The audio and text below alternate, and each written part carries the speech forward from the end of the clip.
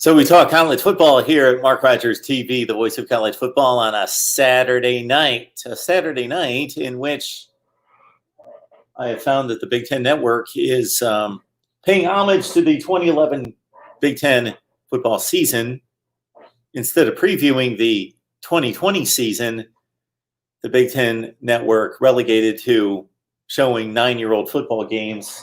The UCLA-Illinois bowl game, the famous and classic Kraft Fight Hunger Bowl just concluded with the Illini defeating the Bruins in a thrilling finish, 20-14.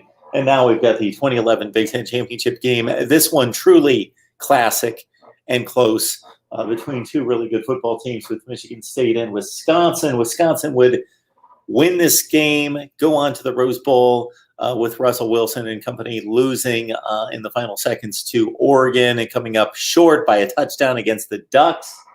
And that 2011 Michigan State team, I believe, defeated Georgia with Kirk Cousins at quarterback.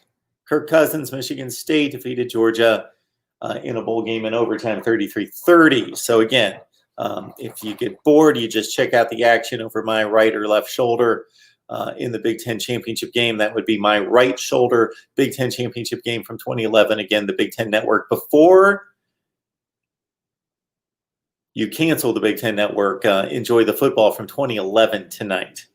Yes, instead of previewing 2020, check out the action from 2011, in which most of these players that moved on to the NFL have not even been able to stay in the league that long. So appreciate the 15 on the line. Hopefully we get many more in here to talk college football.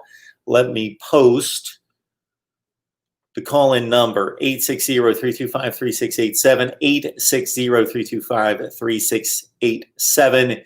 In selecting a topic tonight, I went with the art of prediction making. And I am not a master predictor.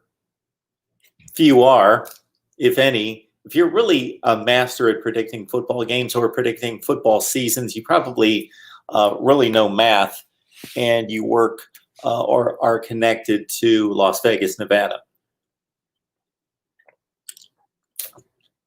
That said, I've done pretty well in the past, going back to 1982, and I am getting obliterated, in particular in predicting the Florida football season, and it's been rather amusing. I will have a video coming up here in the next several days. A video I'm going to post that's a response to the reaction that I've gotten to my Florida 2020 game-by-game prediction video. And then I'm going to explain, of course, why I made the predictions that I did. Mark Rogers TV, the voice of college football. Who's on the line? Hey, Mark. How are you doing today, Dave? Hi, Dave. How are you? Good to hear from you. Yeah, thank you. It's good to hear you, too. Hey, look, I'm not going to leave this alone. I really feel like you would be a great play-by-play call. The extent of my play-by-play experience, Dave, was as a 23-year-old. The first job I got out of college, I was a news anchor and reporter at a very small station. And it's funny because just a couple hours ago, I was telling a significant other of my first job out of college, which was because she really loves country music. And I said, I worked for a country music radio station, but I worked on the TV side. They had a really tiny television station that was connected to the radio station. The radio station made all the money, and they started a TV station. And I was hired as a news anchor and reporter. And what I really wanted to do was, of course, sports.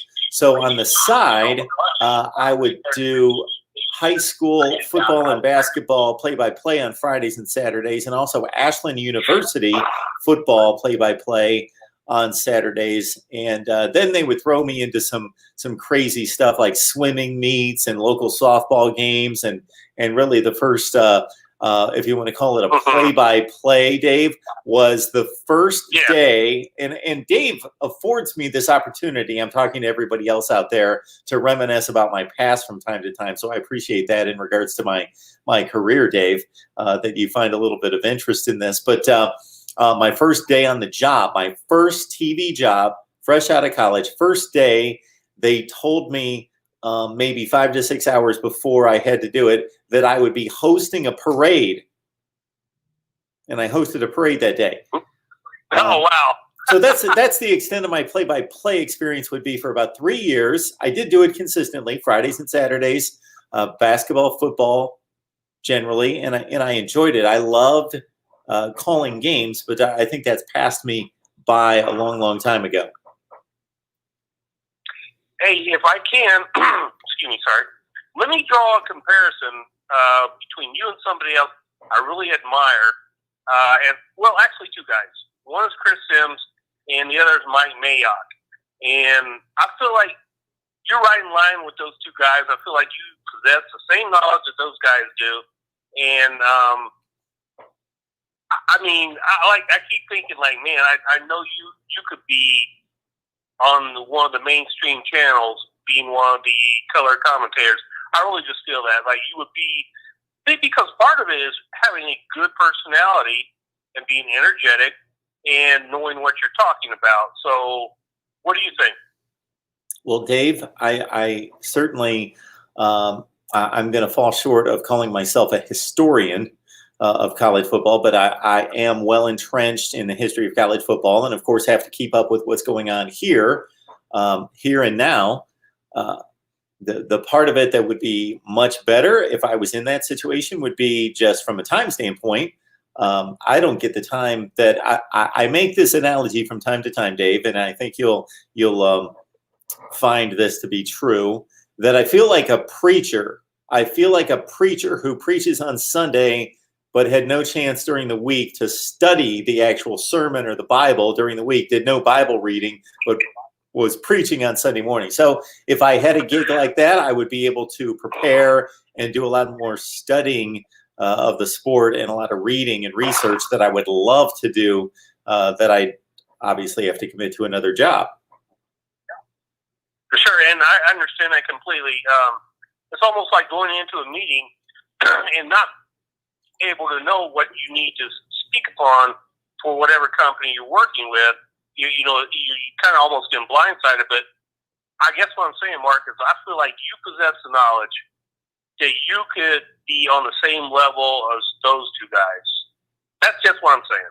I appreciate that so much. And again, for example, tonight I just caught a break here and was able to go live and decided that 10 to 15 minutes before, where all the hosts that you know and love and see on a regular basis, like Colin Cowherd comes to mind, that has a show every day. Obviously, there's a staff, and they put a lot of prep work and research into it, and he gets 4, 5, 6 hours to prepare each and every day, and that's the usual setup. That would be great to have. But Dave, I appreciate your support. It's amazing, and I'm glad you found our channel. Well, it's always a pleasure, because I was to say this, and I'm going to jump out of there, let somebody else call in. But for myself, I don't have a lot to look forward to. I live in Arlington, Virginia. I'm from Indiana, and I'm going to Dubai in November to work for good, which I'll still get up and watch your stuff. And you really given me a serious break in life where I really needed it. So I appreciate it so much. Well, thank you so much, David. Again, your support has been amazing, and just your interest in what I'm trying to build here and what I've done in the past. And you certainly have my email address, and certainly in addition to calling into the show and participating in the live chat, are certainly always welcome to share your thoughts and feelings. So I appreciate that so much. Well, Dave, like I said, get some rest, man. Take care of yourself, Mark. Always, God bless David. you. Thank you so much. God bless you. Thank you. Bye-bye. These are the guys right there, and gals. Of course, these are the people right there, and referring to David, that make this worthwhile. The football does, of course, just the sheer joy of football, watching football. And I've also often analyzed it. Why do we love sports so much? Why do we gravitate to sports, and football in particular? We're talking right here. Why? What's the pull? What's the appeal? I think it's different for everyone, but of course there are those core elements of the game. And for me, it's just the sheer competition on the field. just watching very talented people, talented athletes compete at a high level. That's probably first and foremost. I love the history, the history that obviously compiles another year, another season, another tradition, another championship, all the things that we see here. This game now is 9 years old, the Big Ten championship game from 2011, and we can look back and maybe we have a little care for what happened on that night. Maybe we're a Wisconsin or Michigan State fan, and that means the world to us. The connection with the players, the connection with the school, the university, the team, the tradition, the structure, the organization. How many times do we get on here and we talk realignment? We talk college football playoff format. We talk about all those things that involve the structure, the organization that a lot of us nerds get into. Of course, you've got stat compilation, stats and facts and figures and all those things. There's just so much that goes into sports, and football in particular, that kind of draws us to it. And it's quite intriguing. All right, number of people on the line. And again, I appreciate that you guys jump on the line when I don't know that I'm going live. And so I just threw out the notification, just part of my schedule cleared here in the last few minutes. So I was able to throw out a notification. And again, this is the big reason why you subscribe to the channel, hit the bell for the notifications, and then you can take part when we have to go live, or when we have the opportunity to go live, which I am hoping to commit to and have been for the last few months, every Sunday night, typically at 10 o'clock Eastern time, every Sunday night. I don't know about tomorrow night, but typically on Sunday night at 10 o'clock Eastern time. Then we've got our Florida State, Ohio State, and Miami shows each and every week. Florida State's pretty much the only one we've been able to get entrenched. Tuesday night, 7 o'clock Eastern time, Florida State football talk. I'm certainly going to get to any comments, questions, debate topics that you have in the live chat. I was, especially if you look at the title of the call-in show tonight, and we'll see if we get to that subject. Sometimes I put a subject in the title for the call-in show, and then you guys get me revved up on other things, whether that be in the live chat or the calls. So I don't even get to the topic, but it's been rather amusing seeing the comments, the questions, and the backlash for particular teams as I've released my game-by-game predictions for first the SEC, because the SEC schedule was released with the calendar dates last Monday. So I thought, okay, I need to jump on this with my analysis of the season for each team, the schedule, and then go game by game and, hey, make my predictions. That seems to be a thing that people like. I've always made predictions. I've made college football predictions since 1982. And maybe in the community channel portion of it, I'll list my record year to year, or I'll post a video, maybe just run a scroll. And I've got my record for every year in predicting college football games and bowl games and the whole deal. So I pick all the top 25 games every week, plus any other relevant games that I think. So I'm not claiming to be the best at this or anything like that, but I've done rather well in predicting college football games, depending on the season. And then with the advent of, well, going back decades against the spread, I did it for fun. I did it for just to make a prediction on who's going to actually win the game on the field, because I always thought, well, that's what matters. It doesn't matter that Team A is a 7-point favorite and determining whether they're going to cover the spread or not cover the spread. I never found that important because I wasn't a betting man, and because I thought, doesn't just predicting who's going to win the actual game, aren't they just trying to win a game on the field? So it's only been in maybe the last 5 or 6 years that I've added the against the spread element, because that's what people want to see, the predictions against the spread. MarkRogersTV, the voice of college football. Who's on the line? Hey, man, my name's David. David, how are you? I'm doing great, man. Love your content, especially with Miami Hurricanes. Big Miami Hurricanes fan here. Thanks, David. Appreciate that. How long you been watching? Probably about 3 seasons now. Oh, okay. Great. Appreciate the call. Yeah. What's on your mind? Definitely watch you more from last season to now. I mean, you do great content, especially with was it Cam? With Yes. Miami? Yes. Got Cam Underwood. He's taken a couple weeks off, but he should be back ready Yeah, to roll this week. All those great people. Cool. What's going on tonight? Nothing much, man. Just I was kind of trying to figure out like what's going on with the Big Ten. I heard they're trying to make like a 6-team season. I kind of saw something on that on the internet floating around.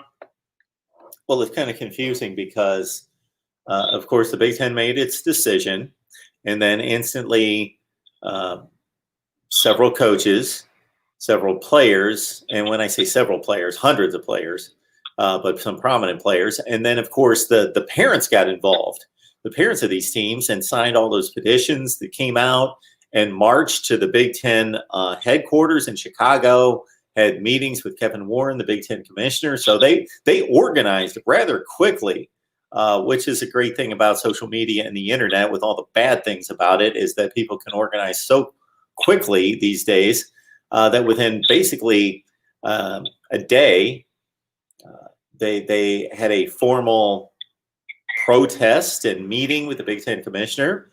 But Kevin Warren had announced, and they're running the scroll on the Big Ten Network constantly, that they looked at it again. They made all the considerations, but they're committed to not playing a fall football season. But yeah, I haven't had a whole lot of chance in the last few days. I've been removed from the college football season and seen in particular, but I've looked at a few things, and there being ideas for a small 6-game schedule in the fall. That was crazy. It was so weird. Playing 2 teams, or playing. You have the 5 teams, of course. 6 teams, but you're playing your 5 teams back. Well, I guess not back to back, but you're playing them twice. That would be kind of crazy.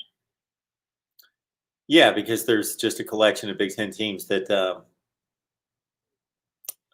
voted yes to play, that they wanted to play. So the 5 reported, let's see, would be Ohio State, Nebraska, Iowa, Penn State, Michigan.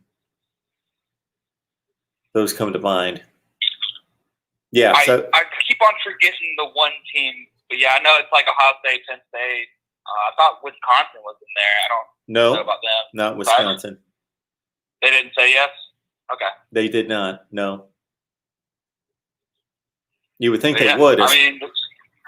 You would think they would, especially since Wisconsin was one of the universities that actually made it well known how much money they would lose if they weren't going to play a season. There's going to be crazy money lost. There's going to be money lost whether you like it or not. Even if you have fans in the stands, you're going to have to be down to at least 50% capacity. There's just no way you're going to let 100% capacity in the stands. And the bigger losses from television. Yeah. Oh, yeah, because I'm pretty sure even though you have a contract, you're still not going to get paid because you're not playing. Well, all the huge non-conference games are gone. Yeah, that too. Well, most of them.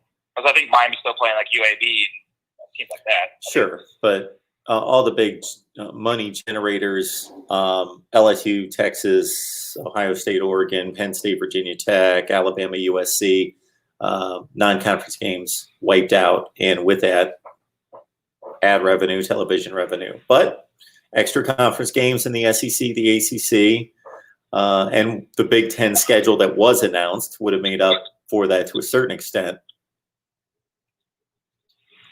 Yeah, and so I guess I saw something else today with, I guess Nick Saban said something about why would you even play in the spring anyways, because it would be like a JV season. There's no championship.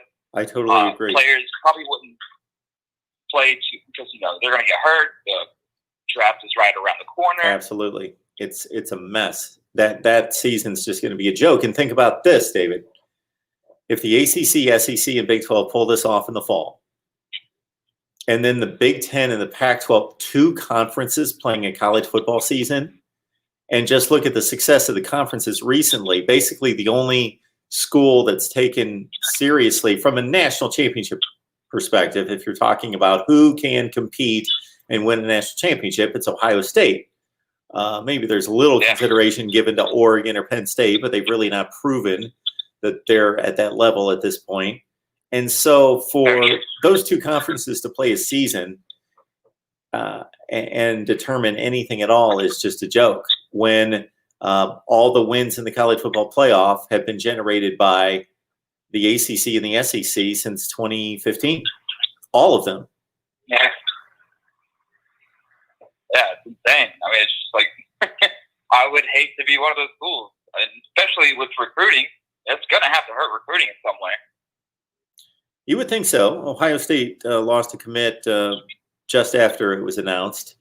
I don't know if we've seen any other decommits. Well, we need to see it play out, though, David, because there's still a situation in which if the season this fall with the SEC, the ACC, and the Big 12 isn't completed, then suddenly the Big 10 looks better. They look like they have protected their athletes, and it was a smart judgment call on their part. Then they can sell that to the student athletes and say, who was the conference and the teams that were looking out, the schools that were looking out for your health and not trying to drive the almighty dollar. They could make that claim. But I think that the three conferences have a really good chance of completing this season. I really do. I think they will do really good. I think, what is it, Oklahoma was the biggest one that had some cases going on. And they had 9. They're pretty sure they're doing a good job, keeping it under wraps and just making sure everything goes correctly. They had 9 a few days ago. Quarantine happened. So, plus I saw Friday where Miami tested all the players. No one had COVID. So everything seems to be going as planned so far. But you never know what's going to happen in the middle of the season. Too, yeah. I feel what you're saying on that one. I got to tell you, I don't know if this would pass university guidelines or anything beyond that, but I would have pushed as a college football head coach a long time ago, weeks and weeks ago, when we were headed toward this, to say, hey, look what's going on in the NBA, the NHL versus what's going on in Major League Baseball. These kids have to be in a bubble. It has to be explained to our football players, hey, we know this kind of sucks, but if you really want to play football for 4 months, you need to be locked in here, and we'll provide everything for you. You can go to classes, you got online classes, you can play ping pong, you can play video games until your mind explodes. You can bowl, you can hang out. We got every kind of food for you possible, and you're going to be practicing and on the practice field half the time, or in film rooms or meeting rooms for football anyway. We need to keep you in here from August to December. Oh, yeah. Don't go to any parties. Don't be stupid. Know who you're hanging out with. Know everything about it. Kind of what Manny Diaz said. Exactly. You are your own bubble. Yeah, we want you to be smart after December, but you know what? You do what you want after December, but let's get this football season played. Exactly. That's obviously what we want. And, we obviously want to see football. And it's been a killer, especially, not watching sports for so many months. Thank God we finally got, NHL, NBA, and MLB back for now. Yep. And I think, especially because the NBA obviously has their little bubble in Disney, but, Major League Baseball is going from city to city. They have their own home games, and they've been seem to doing fine. Everything's fine, but obviously they have a lot more money, or I guess you would have a lot more personnel somewhat than, I guess, college football in a way. In baseball? I'm just saying, because college football, obviously, I think they rely a lot on students also, to make up, I guess, sideline stuff and things like that. But it just seems like Major League Baseball has been doing a great job with it. They've done a reasonably good job. There have been a couple teams that have run astray and had some issues. If you look at the standings in Major League Baseball, and I did this about a week ago, what's interesting is because of COVID hitting the Cardinals and the Marlins at different times, there are teams, the last time I looked, that at the top of the list had 21 games in, and the Cardinals only had 7, and somebody else only had 12. So they're going to have to deal with that at the end of the year. And that's even if there aren't more issues where they're going to have to figure out, I'm a Braves fan.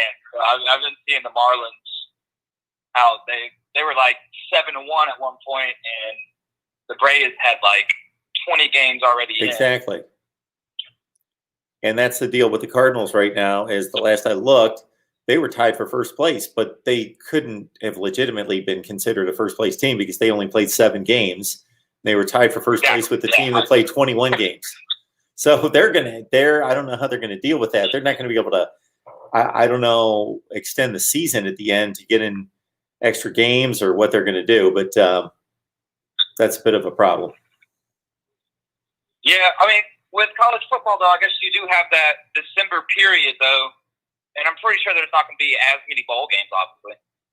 So I guess you do have, a few weeks to, sure. I guess, get that makeup data in if you need to. All the conferences put that in. They put in a number of bye weeks and some flexibility there, and it's just going to be a problem if there's 1 or 2 teams that are hit a lot harder than everybody else. So anyway, it's going to have to be determined, and none of us are going to have any room to get crazy if in a certain conference just about everybody got their 10 games in, but one team only got 9 and somebody else only got in 8. That's just going to have to be the way it is. That could be. Yeah, and then how do you rate it to get an actual playoff? And where I got the team that does go, say, 8-0, but this team is 8-2. How do you? We do it now, David. We already do it now. We already asked the College Football Playoff Selection Committee to compare teams that play completely different schedules in different conferences, and there's little overlap or equal comparison. So those comparisons are made for each and every college football season. I don't see a whole lot of difference. True. Yeah, and then I guess you do have the 4 spots. So you do have 4 spots to, I guess, get a decent playoff in. Obviously, you'll probably have an asterisk mark, once you look at the stats from, later on down the road. Obviously, you're going to have an asterisk mark because it's probably things like COVID season or something.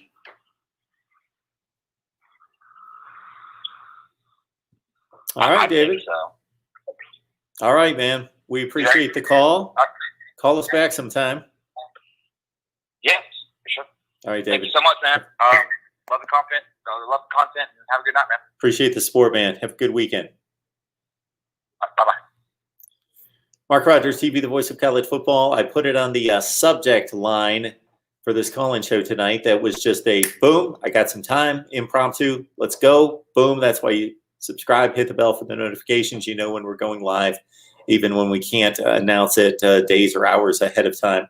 But I was talking about predictions. So I've released, the SEC released its schedule with the calendar dates last Monday. I jumped on it to get the game-by-game analysis and predictions out there, and compared my probability index of sorts, my prediction percentage versus the Football Power Index.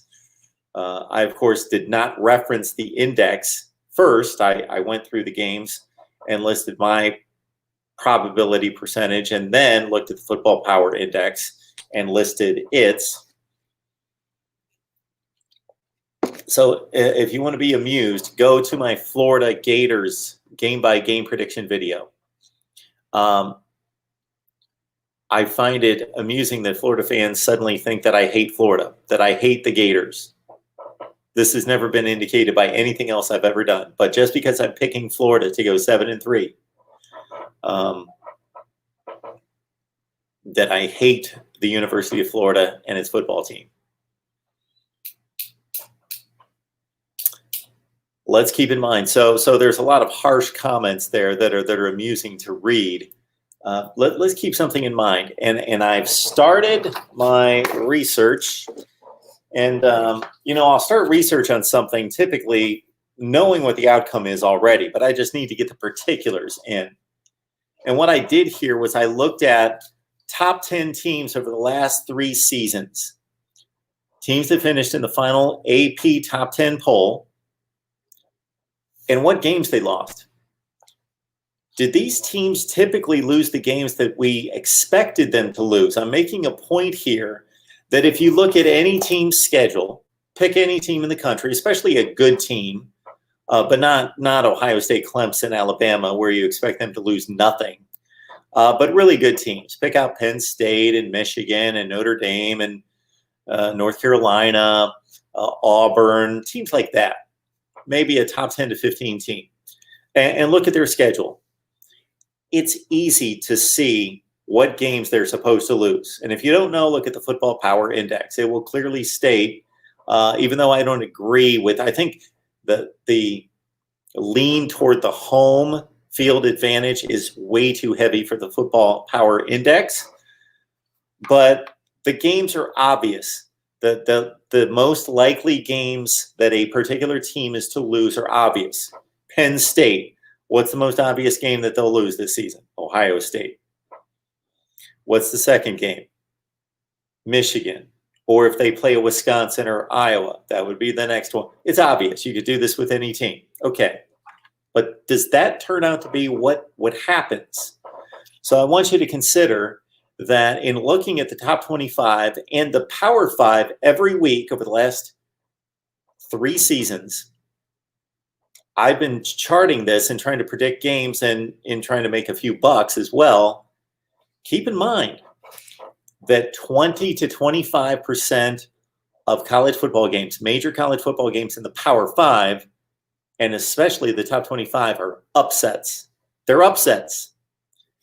So teams are not always, it's not even close, losing to the teams that they're expected to lose to. So again, this is going to be a video that I'm going to have a whole lot of fun with because I was slammed by Florida fans, and I understand it. You're not happy, but it just, the offense that is taken to it just cracks me up. You can be a Florida fan and think you're going to go 10-0 or 9-1. Then you see some guy on YouTube say you're going to go 7-3 and you're going to lose to Kentucky and Tennessee and Georgia, and you take offense to that. But they're football predictions. I don't have it out for any particular team. It's funny how the fan base of any team that I suddenly predict to not do as well as their fan base, I suddenly hate that team. Check this out. 2019. Okay, I looked at the final top 10 poll. Of course, teams like Ohio State and LSU and Clemson basically didn't lose games. They lost 0 or 1. And Ohio State lost to Clemson, and Clemson lost to LSU, so those were chalk losses. But look at this. Georgia in 2019. Georgia last year. Georgia beat 3 teams ranked in the top 10. Notre Dame, Florida, and Baylor.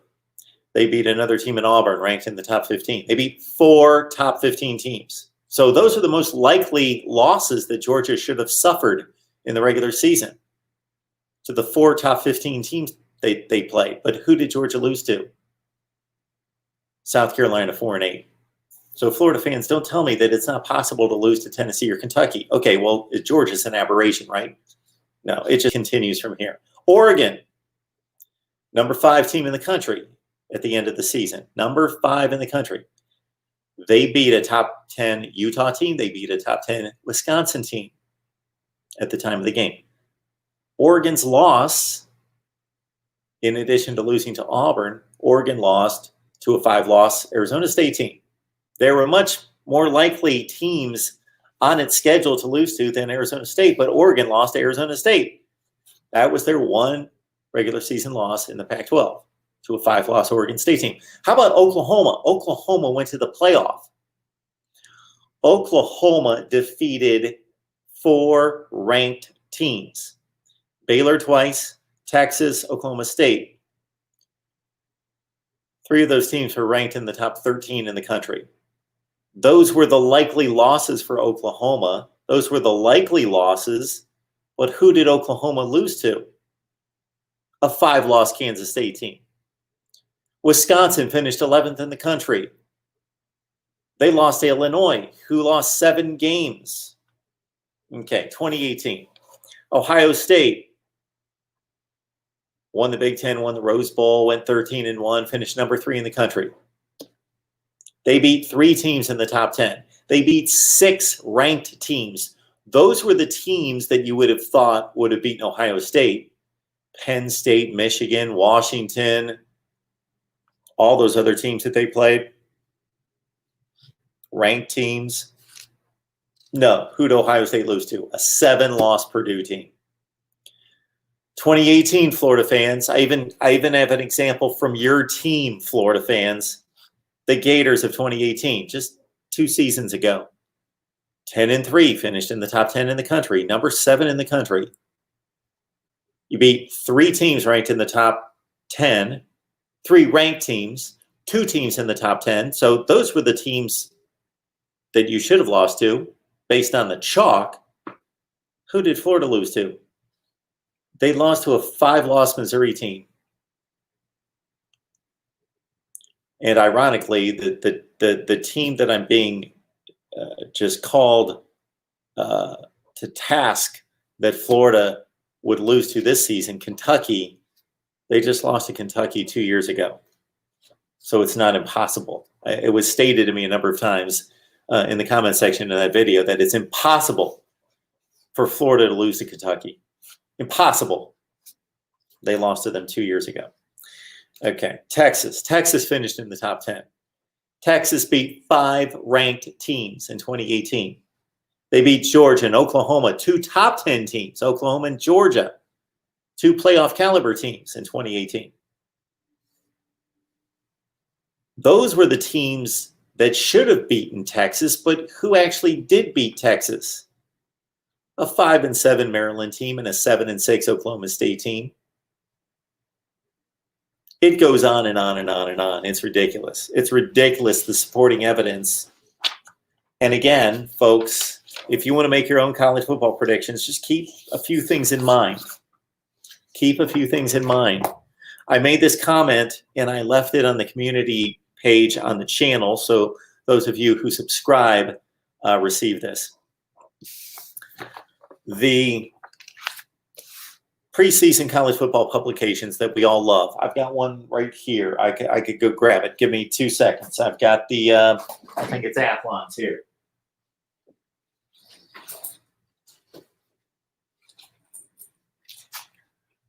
We all love the college football preview magazines, of course, and have for years. If you still read magazines and order them, I don't do it as much as I used to. I used to like grab like 4 of the various Lindy's, Athlon, Street and Smiths, Phil Steele's, of course. He was kind enough to come on and join us.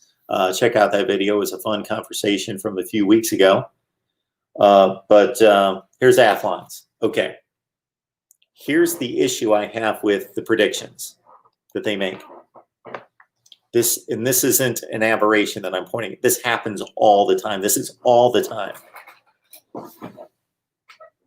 They make safe predictions so they don't look stupid. That's what they do. They don't make a prediction that they truly believe in. They make safe predictions so that they don't look stupid. Who are they predicting in the playoff this year? They were predicting in a regular season Clemson, Alabama, Ohio State, and Oklahoma. Fine, they could be right, or they could have been right. It's not going to happen now. But here's the issue. I've stated this a number of times. Maybe you've heard this, that there are tons of teams each season in college football that improve substantially or regress substantially from the previous season. And I'm using the 3 wins or 3 losses number as being substantial. I think that if a team goes 9-3 one year and then 6-6 the next year, that's a substantial decline. They're not collapsing, but that's a substantial decline from 9-3, which is a top 15 type team, to 6-6. That's a substantial decline. The inverse, if you're 4-8 one year, you're not a good team. And then the next year you go 7-5. Well, you go to a bowl game, you go to a decent bowl game and have a chance to go 8-5. So that's substantial. A 3 win difference, either to the positive or negative from one season to the next. Okay, case in point, I go through Athlons. And again, this isn't just Athlons. This is Lindy's, Street and Smith. That's all of them. Do you know how many teams that they had either increasing or decreasing their win total by at least 3 games this season? 3. 3 teams in the Power 5. 3 teams. Do you know how many teams typically either jump by at least 3 wins or decline by at least 3 wins? 19. That means what basically an Athlons or Lindy's or Street and Smiths do is they basically take last season and they think, Virginia Tech went 8-4 last year. Not much has changed. They'll go 8-4 again. Georgia Tech, they suck. They went 3-9 last year. They'll probably get a little bit better under Jeff Collins and their schedule lightens up. They'll go 4-8 this year. And all their predictions are exactly the same or off by like a game. 3 teams that they pinpointed, and they were fairly obvious cases, like Baylor, 11-1 last year. It's tough to see them equaling 11-1. So they had them going 8-4. That was one example. Miami from 6-6 to 9-3. And I believe North Carolina was the other example, going from 6-6 to 9-3. Were there 3, North Carolina, Miami, and who did I just name? Increasing or decreasing? Baylor by 3 wins. When last season, 19. So they're not able to project, have any kind of vision for how things are going to change, because they change dramatically for about a third of the Power 5 every year. About a third of the Power 5 are much different teams. They are Northwestern going from an 8-4 regular season and going to the Big Ten championship game to Northwestern going 3-9. They are Minnesota going 6-6 in the regular season one year and then going 10-2 and going to a premium New Year's Day bowl game. And they don't have the foresight to see those types of changes. That's my point. And my point in my latest spiel, and again, I'm going to post a video on this, is that teams, now it's not an aberration, or it's not like a rarity that a team will go 10-2 and lose to the 2 obvious teams that they should lose to. If Michigan goes 10-2 and loses to Ohio State and Penn State, nobody's going to bat an eye. And I again am just talking about a typical season, not this season, because of all the crazy changes. But it's a frequent occurrence that a Michigan, in going 10-2, doesn't lose the 2 obvious games. Bad example, of course, Michigan, because they always lose the 1 game that's obvious. You get my point. I just went through a few examples. Believe me, there's a litany of examples. I even went through national championship teams. Listen to this. I even went through national championship teams because, and I didn't need to do the research. I just verified it because it's pretty obvious. Clemson in 2016. Clemson could have lost to all sorts of good teams in 2016. But who'd they lose to? 8-5 Pitt. An okay team, but a team that went to a minor Pinstripe Bowl game or whatever they went to. I think it was the Pinstripe Bowl that year against Northwestern. Ohio State in 2014. They go through a Big Ten schedule. They win all those playoff games. They beat all those great teams. Who'd they lose to? A 6-loss Virginia Tech team. The Florida Gators of 2008. They lost to a 4-loss Ole Miss team. That was the only loss. They blasted all the big boys in the Big Ten, or in the SEC. They lost to Ole Miss. The 2007 LSU team. Oh, they beat so many excellent teams in the SEC that year. They lost 2 games. 8-5 Kentucky, 8-5 Arkansas. USC had 2 years there, 2006, 2008. USC, they had some of the best teams that you're going to watch.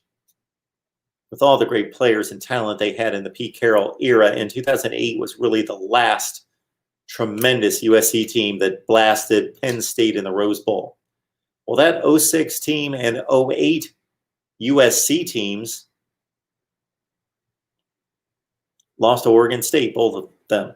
And one of them lost to a 7-6 UCLA team. But they beat the Michigans and the Penn States, and they beat all the good teams in the Pac-12. They beat all the teams that were supposed to be the teams that had the shot against USC, but that's not the game that they lost. I was starting to collect games last season in which double-digit underdogs won the game. And you would be surprised how many double-digit underdogs won football games in the Power 5 last year. Yep.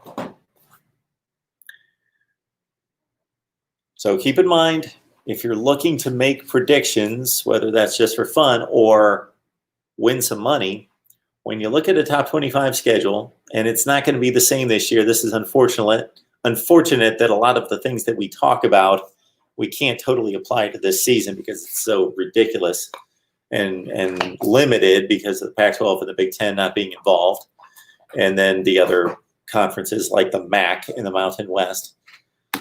But when you look at that top 25 slate each week, keep in mind if there's, and again, this is going to be reduced because of the games being reduced, but in a typical season, there are usually about 18 to 23 top 25 games.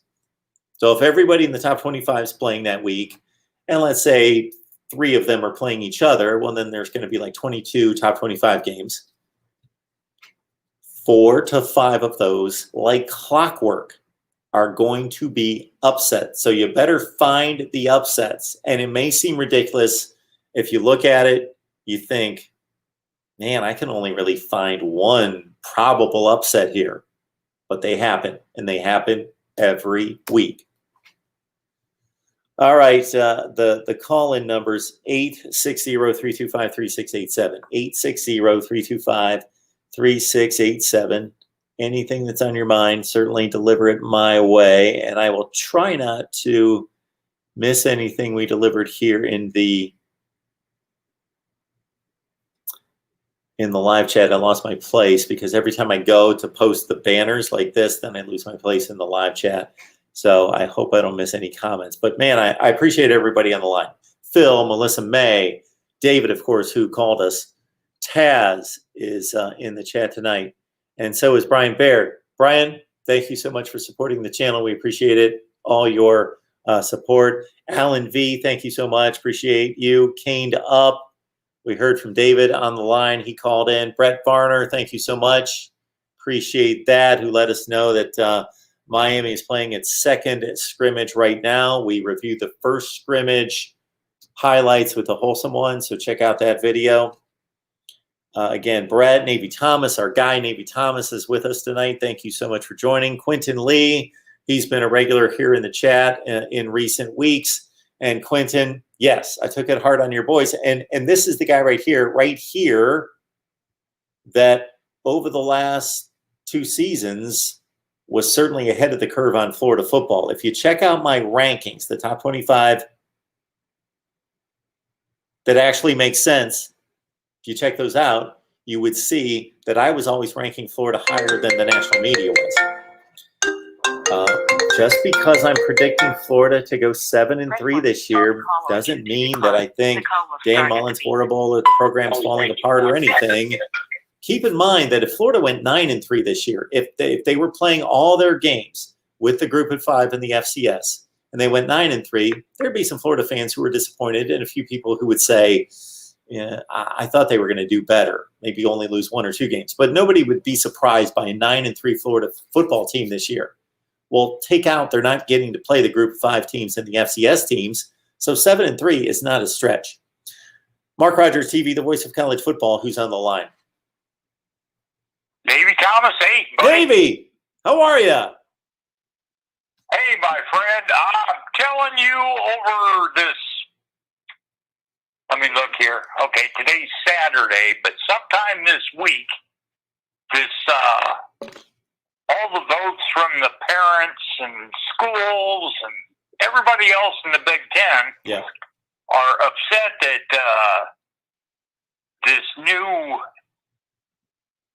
Big Ten commissioner sucks. So everything's going to be canned, but yet SEC is still playing, ACC is still playing, Big 12 is playing, and the only thing I thought I saw was ESPN said Pac-12 and Big Ten had shut down the games. So I don't know, man. I'm just getting kind of disgusting. I think Big Ten needs to fire that head commissioner now.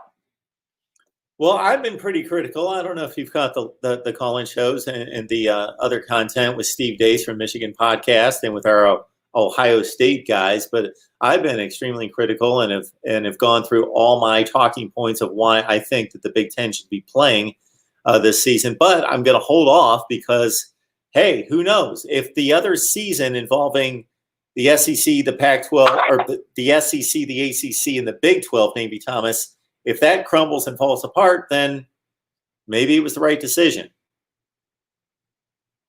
I just kind of look at the west side. If you take Wisconsin, they're going to play Minnesota, Iowa, Nebraska, Michigan, Michigan State. That's pretty close. That's 5 games. And then you go to like Rutgers. Who are they going to get? Penn State and it gets stupid. Ohio State, you got 2 Michigan games, you've got Penn State.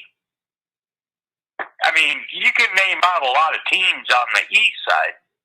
West side is a little bit more spread out. It's just something that I keep bringing up, and when I see all these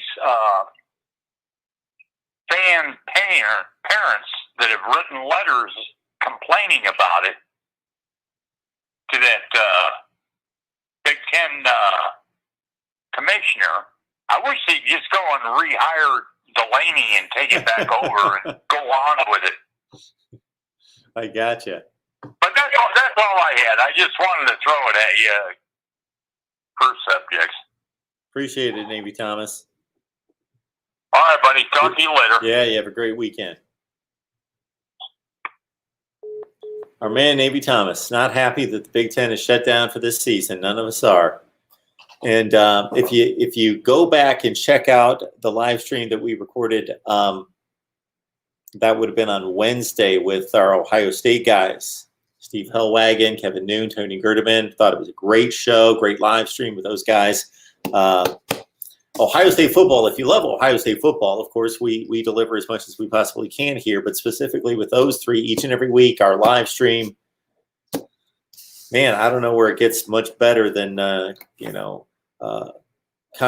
contributors from Buckeye Scoop and 247 Sports and Rivals. It's a great show that we've got every week for Ohio State fans. And for anybody that's just joined us in the last few weeks, see that we cover a ton of college football, get to as many teams as possible and all of that, but specifically have those live streams with Miami, Florida State, Ohio State. There is nothing important, nothing special about those 3 teams in particular. I would love to do live streams with other schools featured. Believe me, Clemson, LSU, Oklahoma, whoever. MarkRogersTV, the voice of college football. Who's on the line? Hey, Mr. Mark Rogers, how you doing tonight? It's Ballard. How you doing? Ballard, what's going on tonight?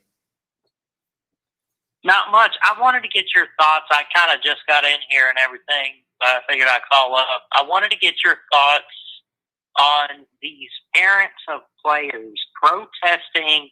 Now, we've seen this, the past week or so, the parents saying, let our kids play and everything. Yeah. But they went to Big Ten headquarters and protested outside.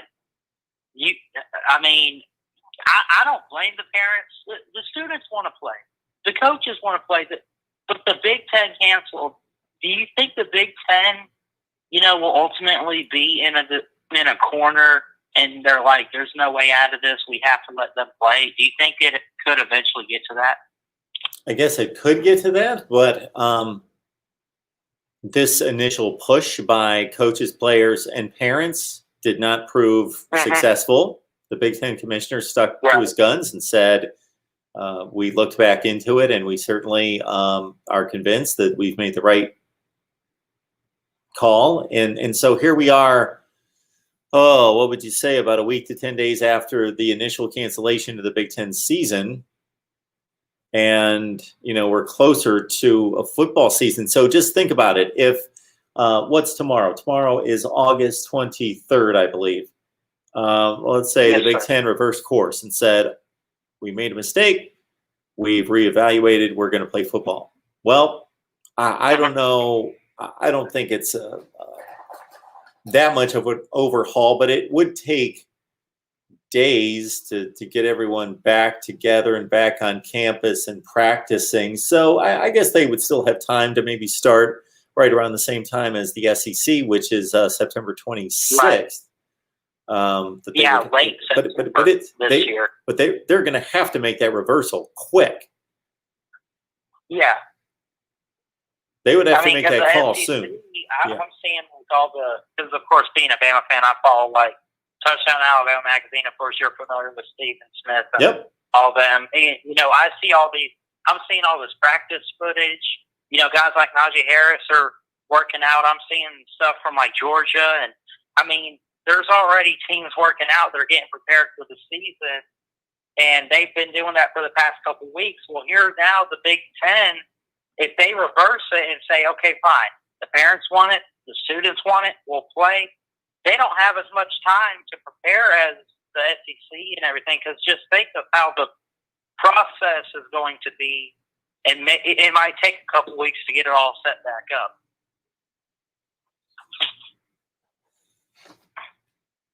I don't know what to tell you.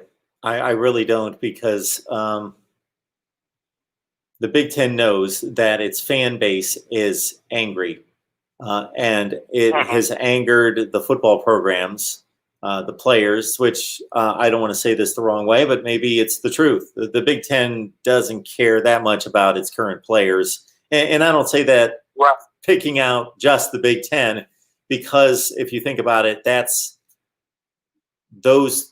their tenure there in the Big Ten is limited and temporal. Those student athletes are only going to be at those institutions for the next year or two or three, and then they're gone. But obviously, the Big Ten should be concerned with the prospect of alluring other top athletes that are listening and watching all this play out.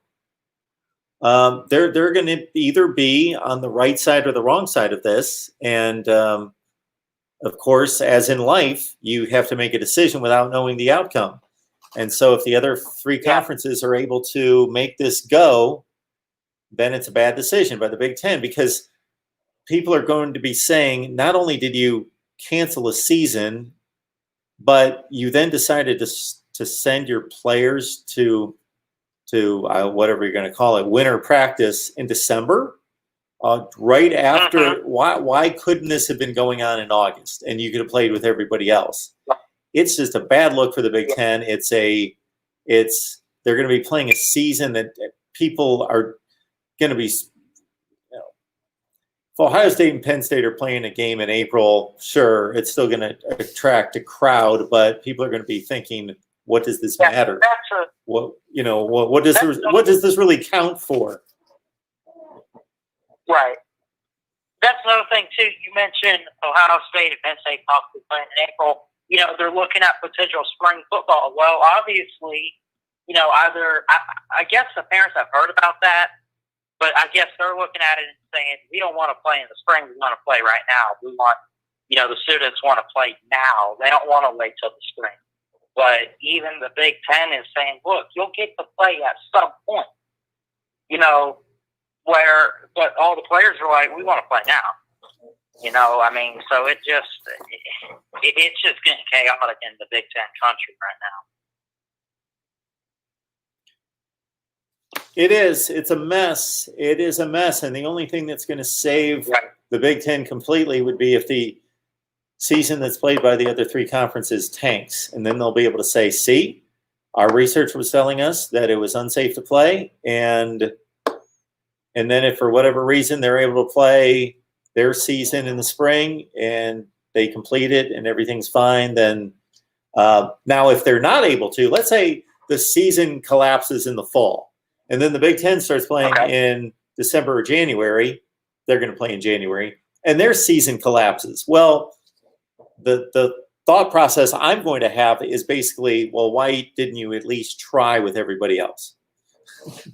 Right. So, it didn't work out for everyone else anyway, and then you only tried it a couple months down the road, and it didn't work out either. You could have, I mean, either way, if you started late or started with everyone else, you know, we'd see that it didn't work. I didn't see all of Nick Saban's comments, Ballard, but him calling it a JV season, I completely agree. Mm-hmm. I completely agree. Yeah, absolutely. If you don't have enough competition to play, then, and I know it's only 3 conferences versus 2, but we know what the playoff track record of those conferences have been in recent years. And the Big Ten beating up on the Pac-12 is just not going to show us much. And I don't want to discount the Pac-12. I think they're better than most people think, but it's still arguably the worst conference. And not just the worst conference top to bottom, doesn't have the heavy hitters at the top that are going to compete for a championship. And we don't even know about the Pac-12. They've canceled all their sports to January 1st. So they've even gone beyond the fall season. It's all the way around. Yeah. Yeah, they canceled all the way around, I think, until January. Yes. They did. Yeah. Anything else on your mind, Well, Ballard? anyway, I don't know if I got anything else. I saw the news about all these parents wanting, and, you know, I mean, it is what it is. And listen, the Big Ten's just, I mean, they're going to try spring football, I think, but at the same time, it's just going to cause a lot of chaos. And we'll just have to wait and see how it plays out. But for right now, we got the ACC, the SEC, and the Big 12 still holding on. So, Ballard, Mark, I appreciate you taking my call, and have a good night. of course, Ballard. Thank you. Have a great weekend. You know, actually, what the Big Ten parents are doing, that is the true spirit of America right there. Because what they've done is, just like any other country, you have a few powerful people that make the decisions that affect hundreds, thousands, millions. Okay, that's fine. That's how it has to be done. We can't take a vote on everything. But when there is a decision made that can be contested, and if you are able to organize and protest peacefully, that is beautiful what the Big Ten parents did. What the players and parents have done, that is America right there. They don't agree with the decision. You could almost call it unconstitutional. And they have protested. Now, whether they win, doesn't look like it's going to happen, but they have had their voice heard, as opposed to the craziness we've seen in various parts of the country and various cities downtown over the past 6 months. That is not American. That is vandalism and corruption and evil, is what that is. When you're making those types of statements, I'm not talking about the cause itself. I'm talking about the action taken. All right. Riding with Kim and Howard telling us that Nebraska, Iowa, and Ohio State parents filing a lawsuit against the Big Ten, so we wait to see what happens there. Yes. I'm aware of that. I haven't really read about it, but that's what it is. So somebody had suggested 904 Hurricane that Cheryl, our beloved Cheryl, who joins us in almost every live stream, becomes a moderator. So Moderators, yes. I should organize some moderators. They can help police things in a good way. So I would want everyone to be on board with what that means for me. I don't want to eliminate trash talking. There should be trash talking. You guys can probably tell by the way I present myself on my YouTube channel. I'm not a big trash talker. I like to debate. I like to do it analytically, to debate the facts, the figures, and not just trash talk, just the trash talk. But it's fun. Just because I don't care for it doesn't mean I'm not amused by you guys doing it, as long as it doesn't involve personal attacks on people, personal attacks on their race, religion, their gender, or personal attacks on their appearance or something that's not related to the football. So we would have moderators to help us in that way. We would have moderators that would help me promote what's going on. I would set up links or just let them know, hey, get the links to videos out there, let people know to like the video. Please like the video. 904 Hurricane is reminding everyone, please like the video. That's the first step. You can contribute as somebody did here. I will catch up with that super chat. Thank you so much for that. Whoever that was, I will hope to get that posted to the screen, but I didn't catch who that was with the super chat contribution. That's another way. If you go to any of the videos, go to the description section below the video, you will see that my Venmo, PayPal, and Cash App, the PayPal was the only link that I could put there. But just if you've got Venmo or Cash App or PayPal, just go in there, search Mark Rogers TV. I should pop up with my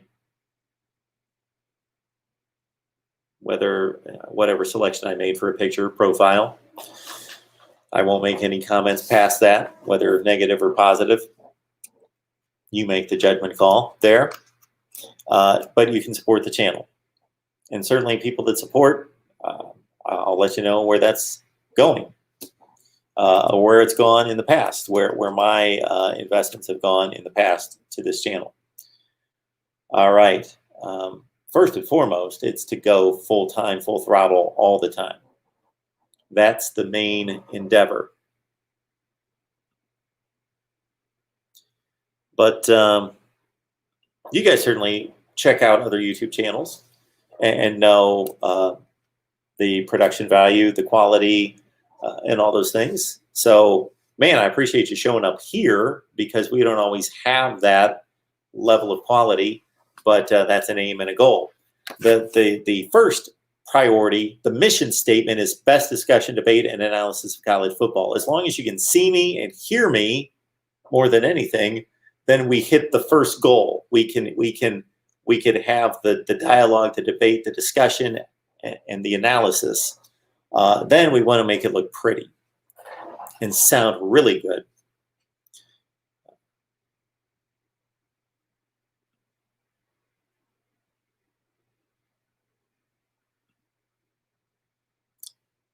This was during the portion of the conversation, obviously, when I was pointing out that the majority of games that are lost by top 10 teams aren't to the teams that you would imagine. I will have fun responding to the Florida football video that I posted because the comments are tremendous. The comments are tremendous. This one, and well, there's more than just one in particular, but we'll find these this comments section for the Florida prediction video. Hi, it's Sam. So we've got 101 comments. Dude, we aren't losing back-to-back games, especially to Kentucky and Tennessee. 9-1 is the floor for Florida. So considering that 9-1 has never been the floor for Florida, consider the two teams that won the national championship for Florida in 06 and 08. They each lost a game. So really, one loss wasn't even their floor. So suddenly 9-1 is the floor for Florida, according to Kenneth Robinson. Okay, brilliant. Alan writes, dude, why are you trying to clown us, UF fans? You're just clowning yourself because I picked your team to go 7-3. Because Florida has just been an overwhelming powerhouse the last few seasons. It's impossible for them to go 7-3. And you know what? I might be wrong. They might go 9-1, 10-0, 8-2, whatever. But if I have people get on, and at the end of the season, if Florida goes 10-0, 9-1, get on here and laugh at me. That's fine. Understand that I'm predicting the games for all the teams, and I'm going to be off on somebody.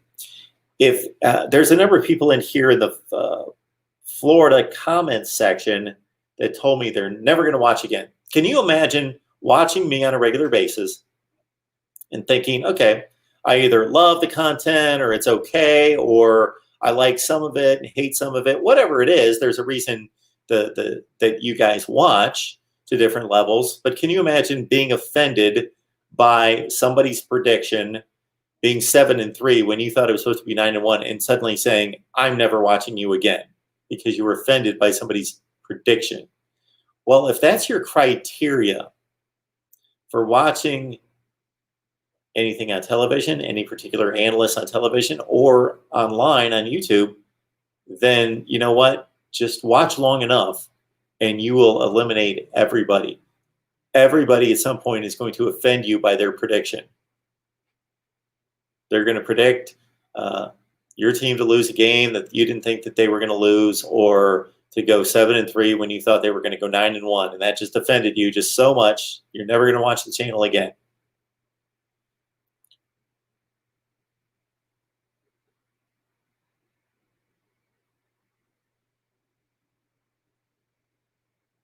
Drip God writes, bro, we are going undefeated. Just watch. That's fine. I love that you're confident that your team's going to go undefeated. They could. Florida could go undefeated with Texas A&M, LSU, Georgia, Kentucky, Tennessee on the schedule. I don't think so, but could happen. Fam got us going 7-3. That from Daryl Pitts with a bunch of laughs. Good 7 vibes, ENT. Whoa, no way, Mark. We aren't losing to Tennessee because we are superior with our coach and coaching staff and with the talent we are putting on the field. So I clearly stated that I gave Florida a 56% win probability against Tennessee. So you might ask, well, if you give Florida the win probability, why did you pick them to lose the game? Because it happens 20 to 25% of the time.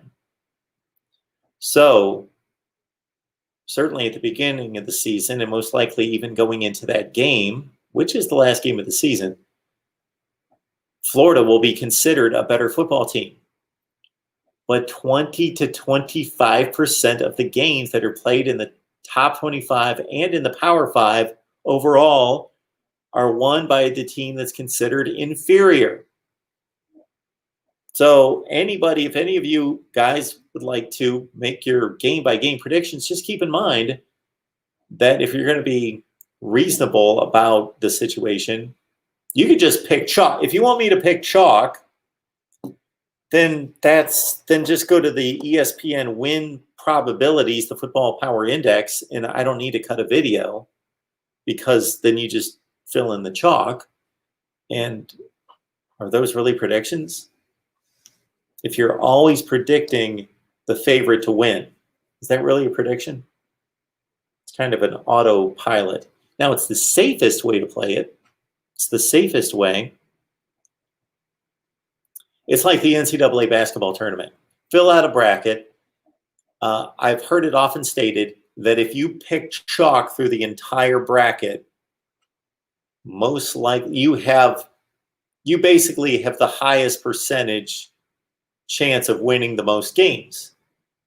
But most likely you're not going to predict the correct Final Four or national championship situation because you need to target where those upsets are going to occur. But if you're just want to look safe, if you don't want to look dumb, then you pick the chalk and you have the 4 number 1 seeds go to the Final Four, and 2 of them made it. A 1 and a 1 and a 3 and a 6 made it, and you got the 2 1s, and the other 2 1s lost in the Elite 8, and so it doesn't look too bad. So, but you know what? You didn't really make predictions. You just put the chalk in. That's not making a prediction.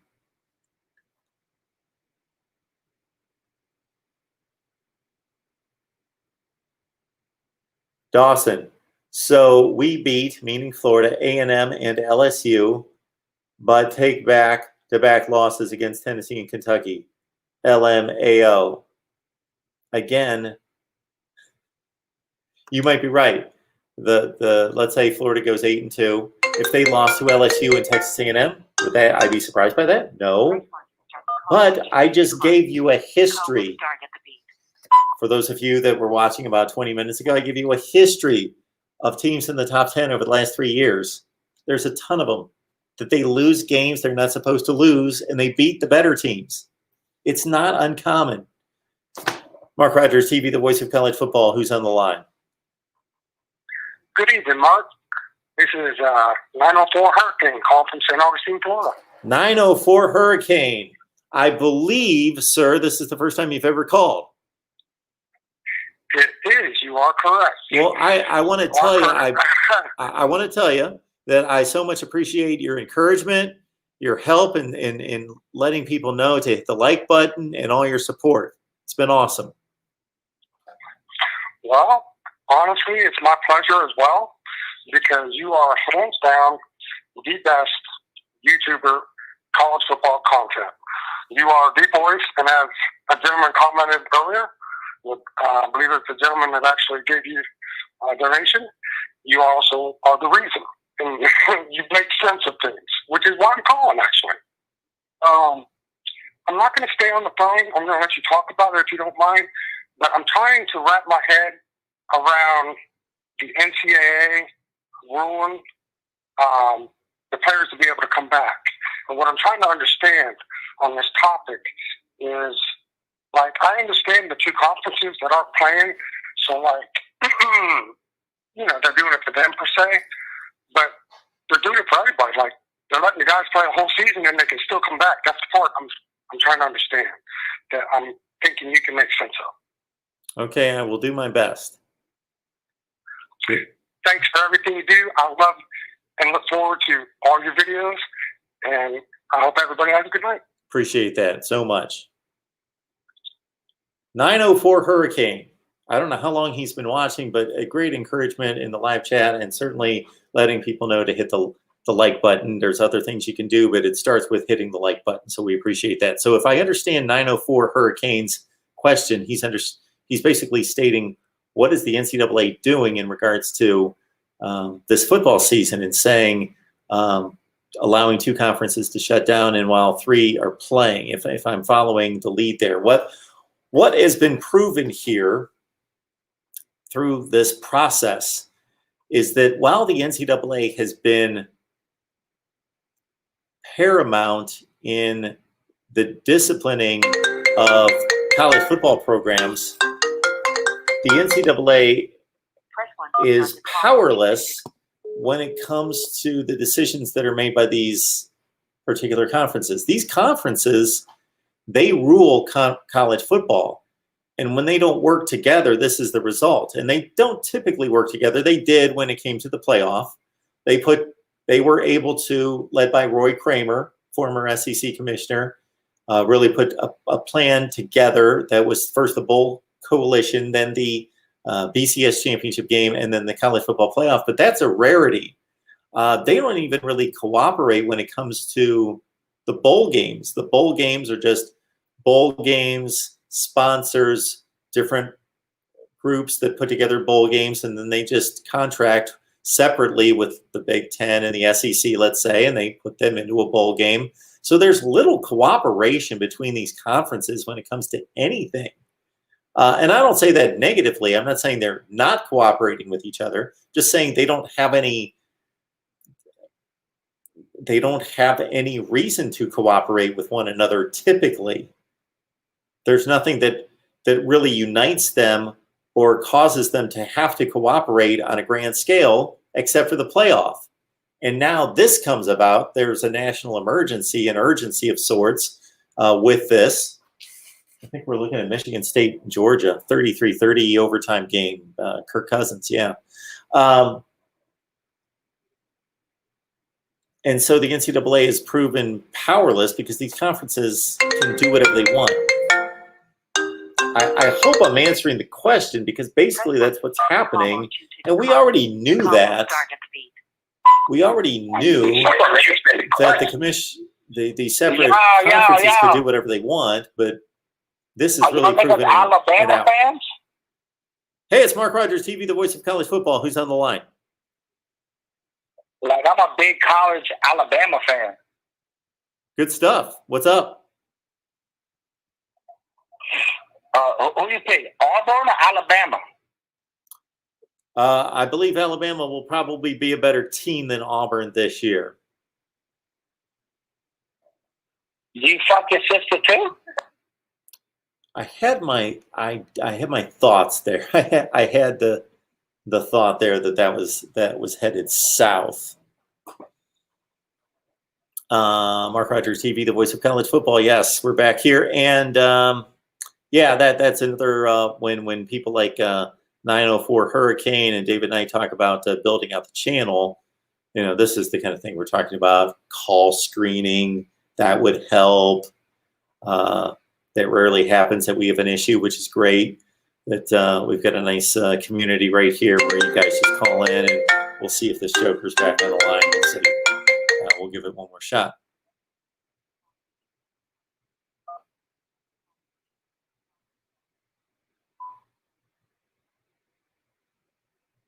Hey, it's Mark Rogers TV, the voice of college football. Who's on the line? Mark, it's Sooner Thrawn. How are you, my Hey, friend? Sooner Thrawn. It's good to hear a friendly voice there after that last call. How you doing tonight? I was like, that last one, I was really lost. I didn't know what he was doing. Yeah, he was he was bored on a Saturday night. Well, I had a nice evening. I had dinner. My daughter's 13, and Oh took wow, her to dinner, and then we did miniature golf and go-karts. So, that's very cool. you know, always the best date you can have with your 13. Oh, you bet. So my daughter's 21 now, and we still get to spend some time together like that. But cherish that, absolutely, Sooner Thrawn. And it sounds like you are, so that's great. Absolutely. Yeah, I was going to say, ask why first when these guys opt out, are the teams getting another scholarship? You know, that possible transfer or whatever the situation. Do we know much about that stuff yet?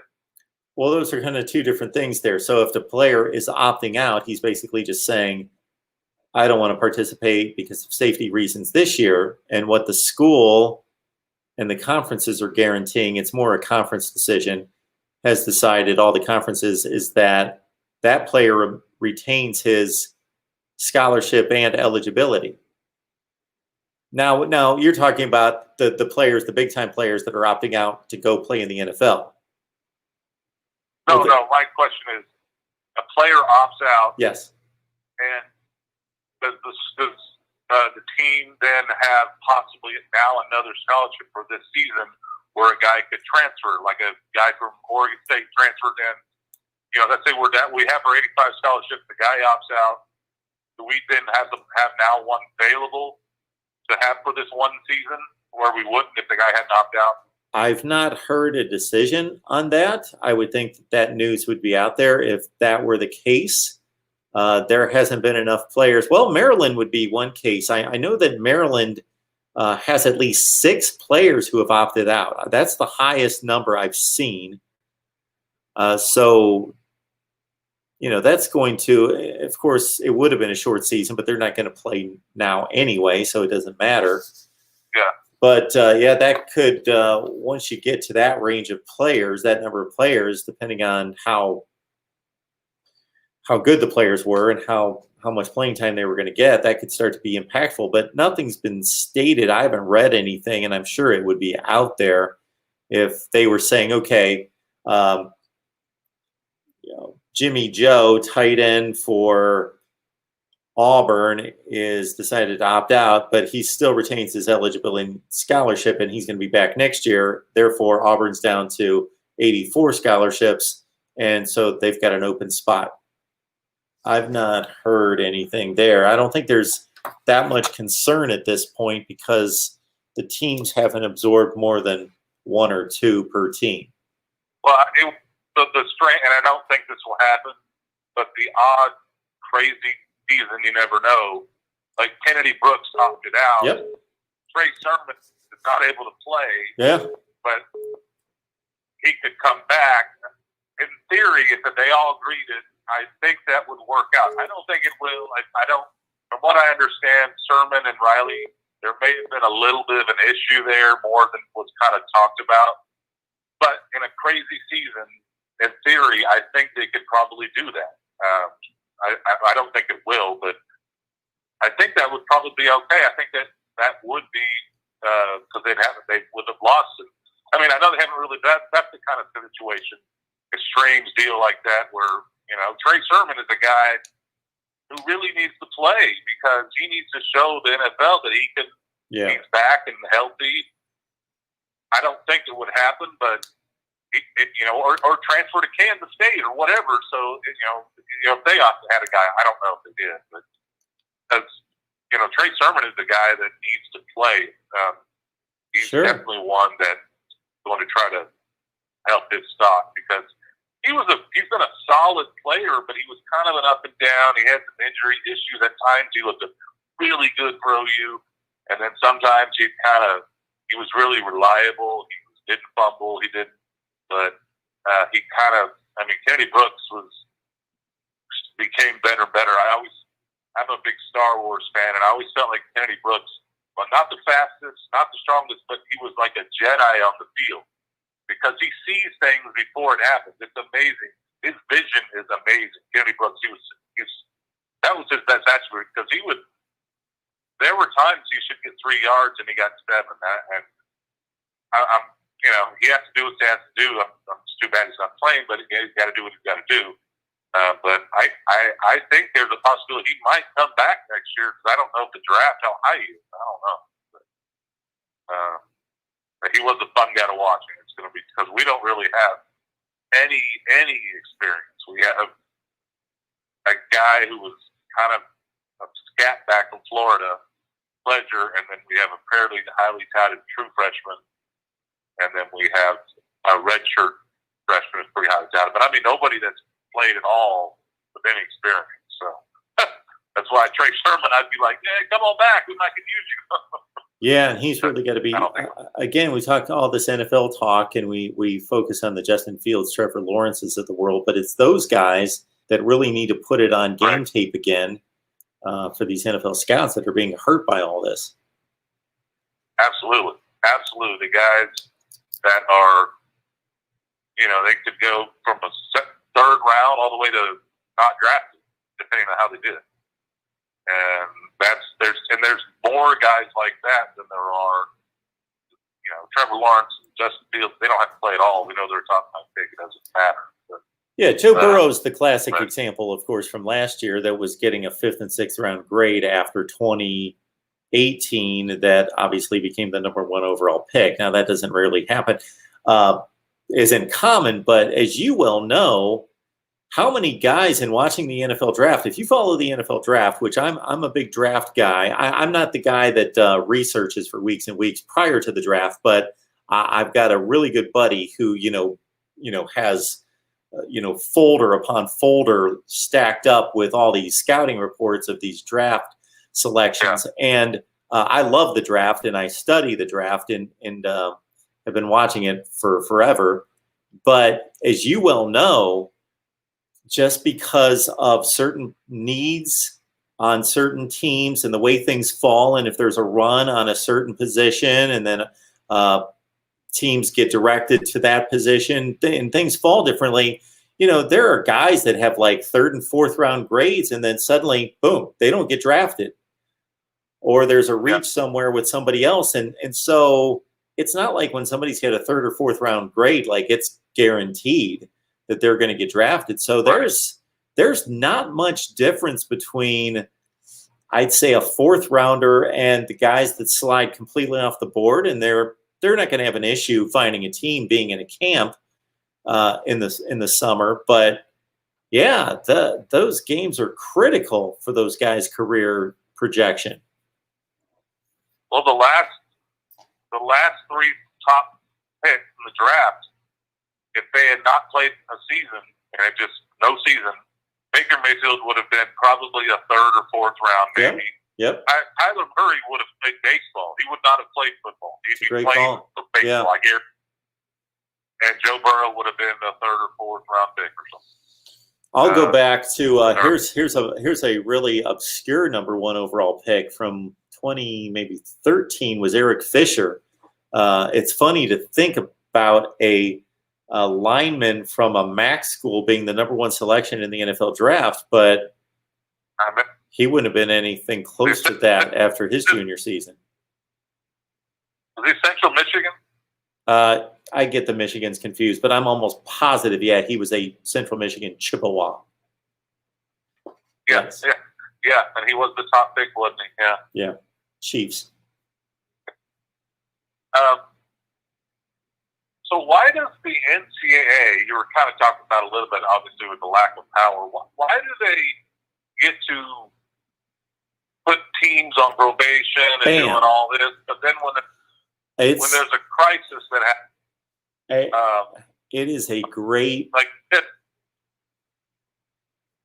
I think we all think, as college sports fans, that all of this is so structured, and that the NCAA is acting and that they are acting like the NFL or the NBA or the Major League Baseball, and they're not. And it is. I think what basically happened was, at some point we would have to go back decades, the NCAA was established, and the schools, in terms of trying to stay within guidelines that they all agreed upon, were reasonable to conduct, we'll focus on football, on the student athletes, being eligible, and all those guidelines and rules that are fair in recruiting and otherwise eligibility, that was too much for schools and conferences to deal with, that they needed to hand it to a different organization to say, we will set up those guidelines and those bylaws, and we'll enforce them, and we'll review and investigate. Because, as you know, when a school gets in trouble, man, that is just a major lift. It's like a federal investigation to figure out who was where, what happened, what phone calls were made, what emails, what money was exchanged, how was it, and really investigating and researching. So the schools and the schools have to get involved, obviously, to cooperate or try to cover up, depending on their stance in it. And I think that's generally where that came about, is just trying to rein in all that goes on in these sports programs, that there needed to be an entity to do that. But when it comes to playing, they're like, screw the NCAA, we've got our own conference, we'll decide what we're going to do. I don't understand it, how they have all the power to put teams on probation, but when there's a national crisis and we really need kind of a lot of unity and sort of what they need, they just don't do anything. I don't think how you have one, but you don't have the other. Well, again, Sooner Thrawn, the conferences have given it to the NCAA in regards to penalties, because they've agreed what those penalties should be, and they've agreed what is fair and just in recruiting and in eligibility, and that's been an agreement. And so they've said, if the Big 12 and Oklahoma, by extension, has said, we believe what the NCAA has put together is fair and just and appropriate in how we should conduct our program. Therefore, we've agreed to give them that power to, if they hear of something, to investigate it. And if we have broken those rules, then we are in violation. But they could take that back as well, but then they would have to figure out who's going to put up with and sort through all those investigation messes. I didn't really hear. Did those parents go try to charge into the Big Ten offices like they were going to that stuff happen? Well, they were there, sure. They were there.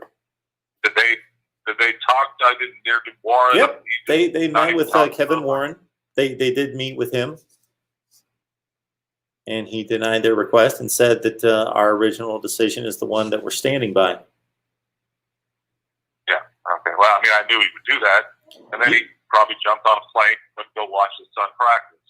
So. Which is crazy to me, because there's no way you can spin that. There is absolutely no way that can be spun in a way that makes sense. And I know that he tried to say, because he was asked by the Big Ten Network that day, people are going to have an issue with your son playing college football and you canceling an entire conference. And he brought up, oh, well, different regions are affected different ways, blah, blah, blah. That's a joke. It is a joke. That's ridiculous. It is a joke. Because like you said, they're all on a campus. Once you get to a campus, there's no difference. You know where you're on college campus in Montgomery, Ann Arbor. Yeah, once you're on the campus.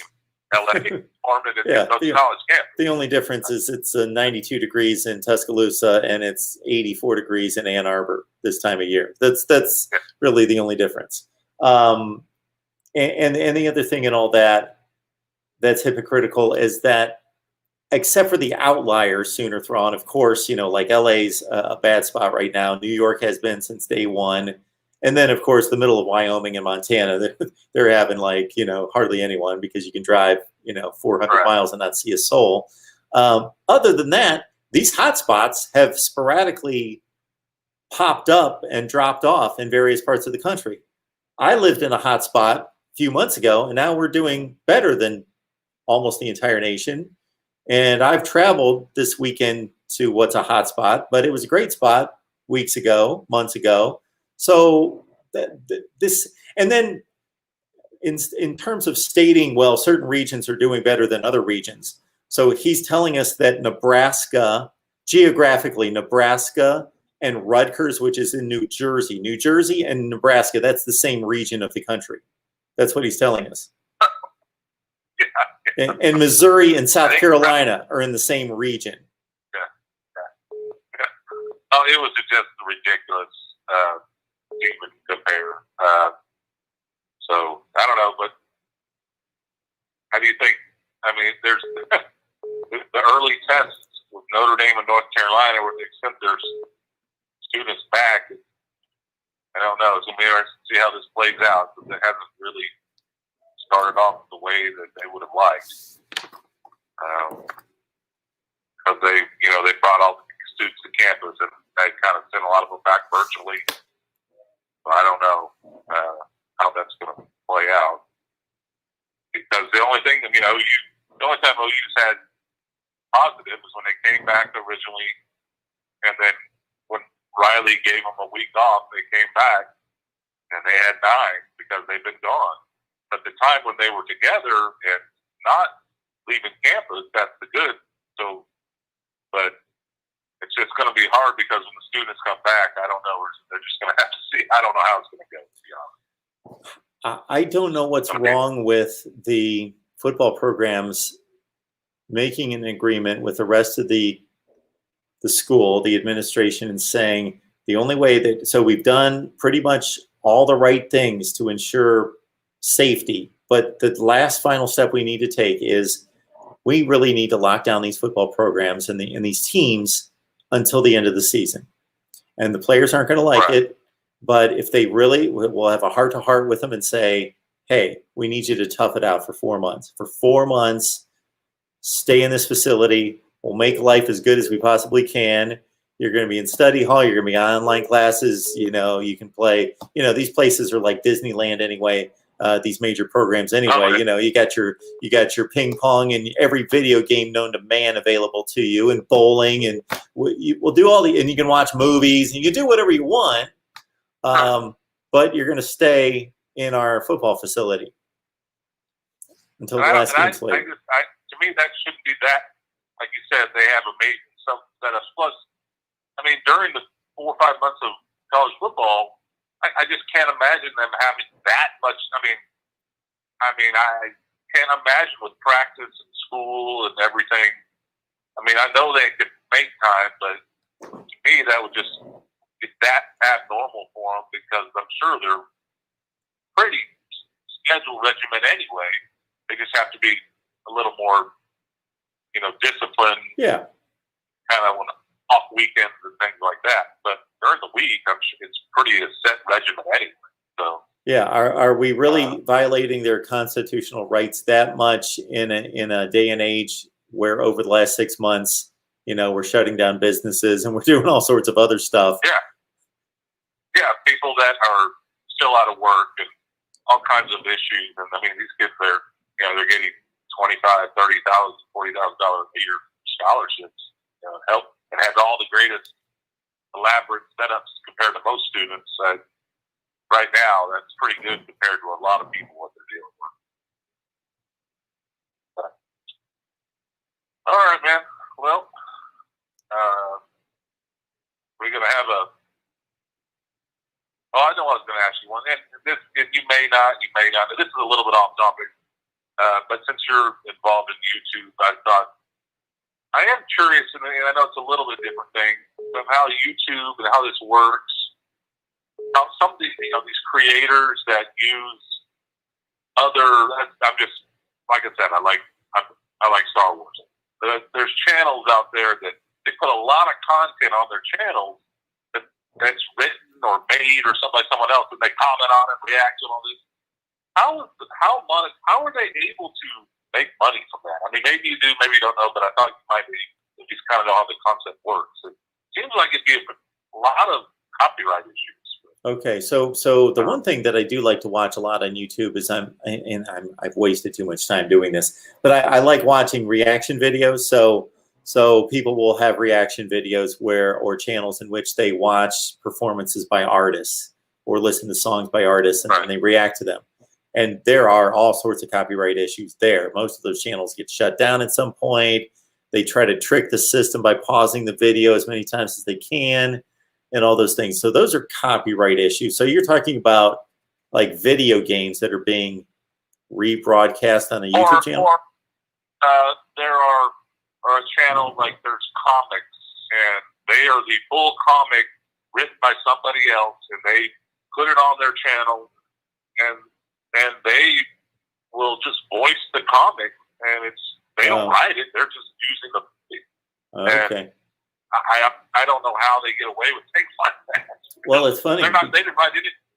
The only time I ever did anything close to that was there's a buddy of mine who has a production company, and he was testing out some things. And this was probably 3 to 4 years ago. They said, "Mark, I want to, this is going to help you out. This is going to help me out. I can test a lot of my production work and my setup, and I'm going to produce a show for you from remote." So he's in another location, and basically he brought in all the graphics. He brought in the phone calls. He did everything. It was really nice because I didn't have to deal with it. Plus, it looked so much better. But he also said, "Hey, Mark, go out there, and if you find video clips, whether those be highlights or sound bites, I can use those." And, that'd be tremendous too. If I'm sitting here talking about, Nick Saban went off and said A, B, and C this week, and then I showed the clip, that would be great. But I did that once. I'm showing like a North Carolina, Miami play or something, or showing highlights while I'm talking about the game. And YouTube immediately flagged that and said to me, basically, they didn't warn me, suspend me, do anything like that. But they basically said, any money that you earn in advertising revenue, I only showed like a 13-second play, is going directly to the ACC. It wasn't the ACC network, but it was some ACC-related network is going to them because that's where I pulled the highlight from. It's crazy how sophisticated Sooner Thron YouTube is that they can catch all this stuff. So, for example, I was doing like a call-in show. This was a few years ago, and I've got some windows open on my laptop, and I'm just looking for some stats or whatever, and an ad starts to play, and I didn't know I had my sound up. So the ad starts to play, and it played for like 8 seconds before I could get to the volume, and they automatically shot down that video. And yeah, it made me just think, and I still again, there are channels that but they have, I mean, hundreds of full comics that are Star Wars or Marvel, whatever, and it's the real comic, and all they just fly through it, voice it, and they have hundreds of them, and I'm just baffled because I videoed my daughter dancing like this in June, and I just posted a little 5-10 second minute video on Facebook one time, and it had a J-Lo song. It was told Facebook, hey, we have to mute it because I was like, one time? I mean, I see people that do hundreds of these things, and I didn't trying to make money from it. These are channels that are trying to make money, I was like, I wondered if because a lot of this stuff is all owned by Disney. I mean, once you get down to it, they own so much. And I just was wondering, does YouTube just pay a fee every month to Disney, and that's a negotiated price or something? I mean, I was like, I don't know how they could control all that stuff, or even know that so many people are. Because anything that's Marvel, Disney, that is all owned by Disney, when you get down to it. I don't know. Fortunately, yeah, I know very little about it because fortunately with my channel, I'm just here talking. So every so often, YouTube will flag me and say, you used video that was not, and obviously there was some kind of kink in their system, because then I'll write a note and I have an opportunity to debate it, and I basically call for a review of the video to basically say, I'm just a dude sitting here talking. So I'm not showing, there's nothing that's the rights of anybody else here. And then it always gets passed and it's fine. But there's some kind of kink in their system where it gets flagged for some reason. But yeah, fortunately, I don't have to deal with that stuff. Yeah, I don't know. It's like if you do it over and over, you may not. They're used to it, but you kind of have an unusual. Give the flag that guy, which doesn't make any sense because you're not even trying to. But anyway, I don't know. All right, man. All right, Sooner Thrawn. It was good talking with you. And absolutely. I hope. I think we might have a Zoom thing here in the future coming up again. Appreciate that. Or whatever you call it, the little where we 4 or 5 of us are all. Yeah, we'll try to get to that.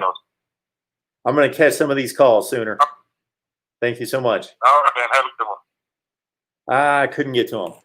So there were like 2 or 3 of you on the line. I apologize. I tried to get Sooner Thrawn off in time to catch your call. So please call back in, 860-325-3687. You've got the number you were calling, of course, but anybody else who would like to call. NBA fan, thank you so much for your recommendation for a moderator, whether that be you, Cheryl, others. Also, I will answer your question here in a second pretty briefly that to me, where would I rather coach if I'm just trying to win football games? That's all I'm trying to do. Well, I'd rather coach at Georgia. More talent in the state, more talent in the region. Probably the money's comparable, the facilities. I don't know what's been built that's new on either campus, but in regards to talent vicinity, then you go with Georgia. MarkRogersTV, the voice of college football. Who's on the line? Sam T8 back at you. I forgot one from this morning early from Heather Dinich from Yes. ESPN. Yes. And I just sent you the link to it. Now the NCAA is going to start giving away what do they call it?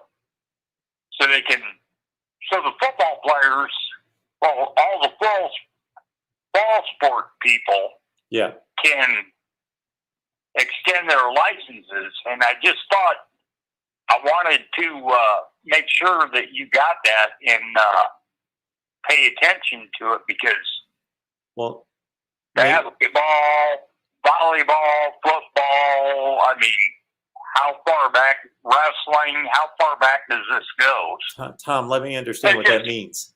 When you say they've extended their license.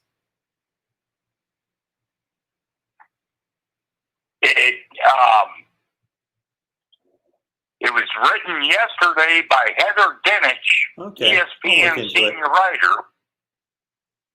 Okay, I'll give it a look. See what that's about. And I just sent that to you. Okay, I will give it a right read. on here, but I can send it to you via the Twitter. Yeah, if you could do that, the live chat after it posts, it's kind of difficult to find everything in there. If you send it to our DM on Twitter, that'd be great. I will read it tonight. But like I said, I read that this morning, and I totally forgot about it after I already talked to you once today. And then it came right back into my brain, and I went, man, back here, get to it. So, all right, my friend, that's about it. I'll let it go. Thanks, Tom. Appreciate it, man. As all right, always. Bye. Maybe Thomas, anytime he finds it, oh, we've got a little problem. Let me take care of this real quick.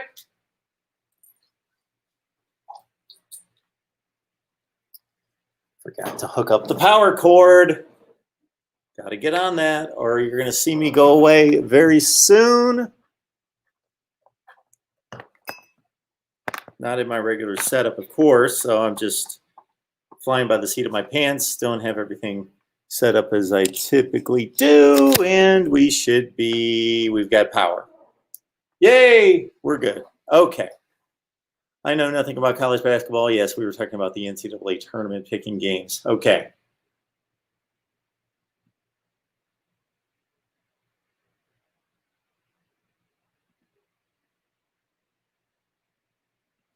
Okay, Stone Cold Sassafras Squatch would like to see the best case, worst case, most likely predictions. The issue I have with that, and I know a lot of people that I'm friendly with here on YouTube make those, here's the worst case scenario, here's the best case scenario. You know what about that I don't like?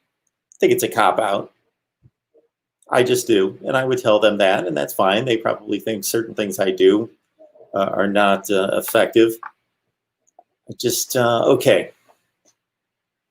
Pick a team. Penn State. Let's say they were playing the whole season as typical. Let's forget the virus stuff. Penn State, okay. They're good. We think they're one of the 10 best teams in America. They should go 10-2. Okay, their best case scenario is 12-0. It really is. It should be 12-0 because Ohio State's the best team on the schedule. They have taken them to a 1-point game 2 of the last 3 years, and last year were the team that played Ohio State the closest. So I shouldn't have to explain. Penn State could win every game. Okay? Or they could lose a couple more games. So their best case, worst case scenarios are 8-4 to 12-0.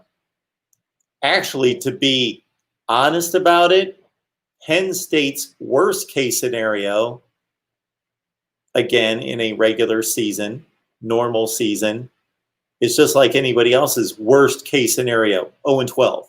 That's the worst case scenario. 12-0 is the best case scenario. But thinking realistically, 8-4 on the bottom end, 12-0. What is that really telling anybody? I think it's just a cop-out of saying at the end of the year when Penn State goes 10-2, you said, well, I thought they would go somewhere between 8-4 and 12-0. Oh, you're brilliant. If I can't find a 4 or 5 game range for every team in America, I can basically guarantee I'm going to be correct 95+% of the time. If you give me a 4 or 5, like I see these projections and I see worst case scenario 4-8, best case scenario 9-3. Oh, really? Yeah, you're talking about Pitt. Okay. Yeah. When has Pitt gone worse than 4-8 or better than 9-3? Oh, it's been about 40 years. That just doesn't tell me much. It tells me nothing. I think it's just a waste of time.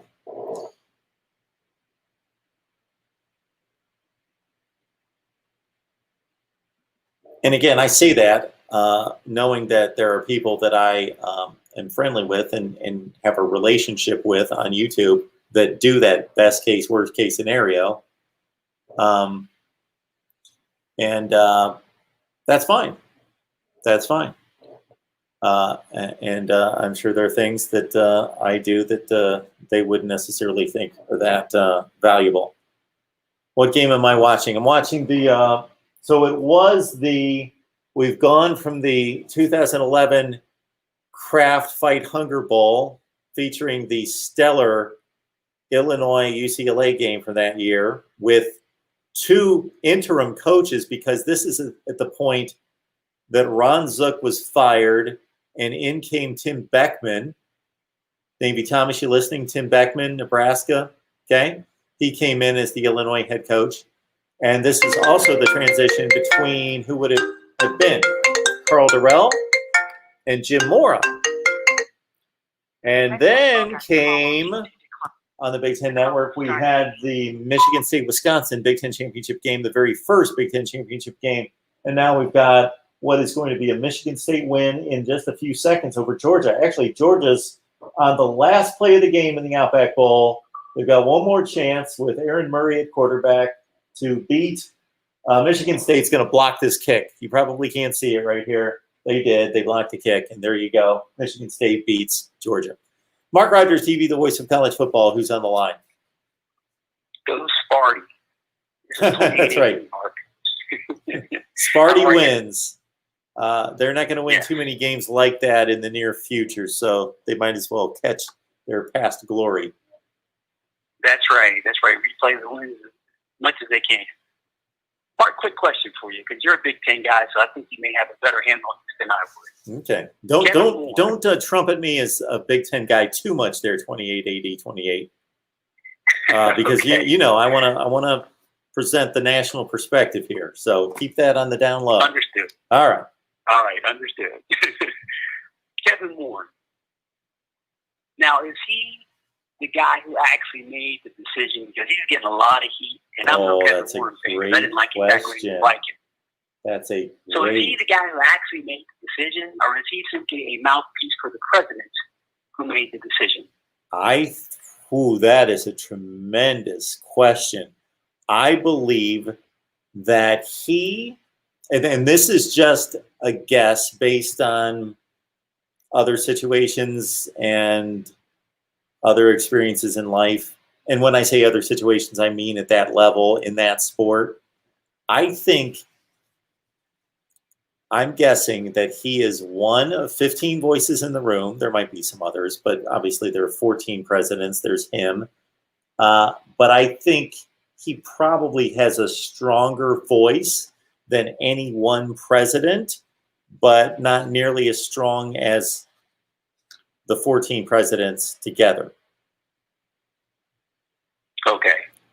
So if it's a 7-7 vote or it's an 8-6 vote, that he can really push around some people and make it happen. But if it's a 12-2 vote, even if he says we need to play, forget it. That's just my best estimate on what's going on. Okay. Yeah, I'm just wondering, is he more like a Roger Goodell in the NFL thing, where he's like the owner to really make the decision, and they push Goodell out there to sort of be the mouthpiece for it? Man, he's making a lot of money to be the mouthpiece. He is making a lot of money to be the mouthpiece.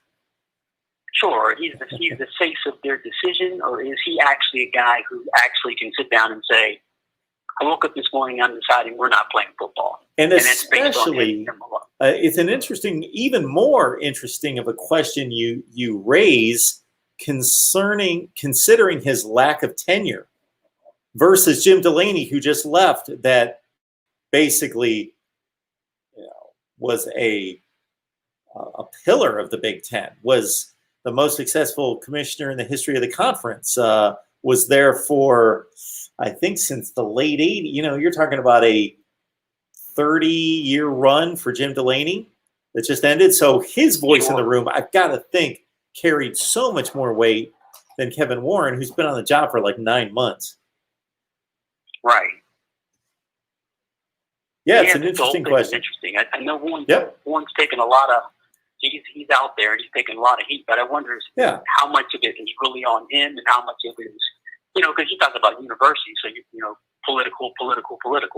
You got a board of trustees that's in there. You got all kinds of people. You got donors. You got all kinds of folks that are in the decision-making process, either formal or informal, and have influence on that thing. Yes, so and that's the real truth. The one word you threw out there in your last sentence is influence. So people sometimes want to know what exactly is the process. They want to know the exact down to the T process. And sure, there's a process, but there are influential members in that room, and then there are less influential members in that room, and there are commissioners who wield a ton of power and commissioners who certainly have a strong voice because otherwise they wouldn't have that job, but defer to the president. So there's dynamics all over the place in regards to power struggles in the room that aren't just laid out by bylaws. Bam, bam, bam, bam, bam. Sure. It's very interesting, Mark. I'm hearing a lot of different things. Very interesting. I think it's an interesting debate, and we'll see. I don't know how success. I guess his tenure's pretty much been determined as a complete flop now. At least it's not off to a good start, anyways. He's got work to do. Yeah, well, certainly the first chapter is going to be closed sometime in March or April, and then we will really know where he stands. Yeah, so do you think there's going to be a spring season? Oh my word! I just don't see where it, except for affording us some entertainment, watching some more football. I don't know how. At that level, we're playing to see competition that's meaningful in determining a champion, and it's not. It's just not. There's just not enough teams involved that really matter. And you know what I mean when I say that, because again, I'm the guy that says everybody matters. I'll watch Rutgers and Illinois play, but most people are just we're a gold medal conscious society. We could care less about the silver and the bronze. And so if the ACC and the SEC and the Big 12 just produced a 4-team playoff and Alabama beat Clemson in the national championship game, especially, and I pointed this out, you may have heard it several times in the last couple weeks or since the Big 10 shut down in the Pac-12, that especially when you look at the 5-year past of those 3 leagues versus the other 2 leagues, it gives even more credibility to the outcome of this season between the 3 versus what could be played in the spring with the other 2. Right. If it was the SEC and the Big 10 said we're going to play in the spring, then people would kind of pause to, oh, this is kind of odd. Well, we got 3 conferences playing in the fall, but there are those 3 conferences versus, wow, the SEC and the Big 10 are playing against each other in the spring. Well, that's not the case. Yeah, I think it's kind of interesting too, because if you look back, even like we don't have all the conferences represented, because of course there's 4 spots in 5 conferences. Yeah. So you're never going to have all the conferences represented. Even if you look back at 2018, perfect. You have you have the 4 that get. You have 3 teams that get in. But if Georgia hangs on against Alabama, you only got 2 conferences represented. Well, think about this, and you may have heard this comment. Of course, I don't anticipate you or anybody else to catch everything I have to say, of course. But you're falling right into something that I was talking about the other day, because people were asking me over and over and over, will this be a legitimate season with 3 conferences? I said, well, think of it this way. Is this any different than 2018? Or I could make the argument it's more valid, because in 2018, there were only 3 conferences represented, the 3 that we're talking about, the SEC, the ACC, and the Big 12. The Big 10 was left out. The Pac-12 was left out. But in that season, those 2 conferences played. They produced champions. And especially in the Big 10's situation produced a champion that had a resume that was a valid resume to be put into the playoff. I'm not saying Oklahoma should not have played, but I'm sure we discussed this at the time. I was just making the claim that Ohio State had, in my view, just as much of a claim. They certainly had the same record, but I don't think they deserved it more than Oklahoma, but they had a valid claim. So what's more valid? A season in which two conferences played championship games, and had a team that had the criteria to be selected, but you shut them out, or the season in which they decided not to play, and you can't control that. You can't control them, so they decided not to play. So they basically, in essence, forfeited all their games, and the other three decided we're going to play. I would say that that's actually more valid. Sure. Yeah, the whole thing is it's crazy. In that 2018 season, if Georgia hangs on to a 2-score lead against Alabama, then your 4 playoff teams are 2 SEC teams, an ACC team, and an independent. Notre Dame. You only have 2 of the 5 conferences. Yeah. Right. You only have 2 of the 5 conferences represented. So this is interesting. It's interesting. I threw out this stat the other day. Big Ten fans won't like this. Pac-12 fans won't like it either, but they pretty much know what their situation is. But Big Ten fans obviously have a little bit more pride in their products right these days. But since 2015, the SEC and Clemson are 15-6 in the playoff. But what underlines that even more is that they've only lost to each other. So Clemson has only lost to the SEC, and the SEC has only lost to Clemson.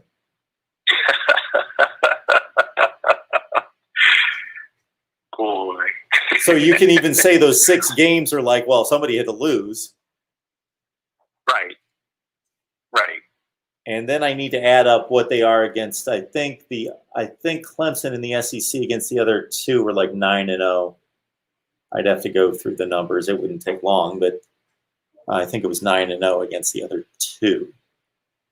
Yeah. Or the other 3. The other 3. Yeah, since 2015. The last 5 years. That's 2015? Yeah.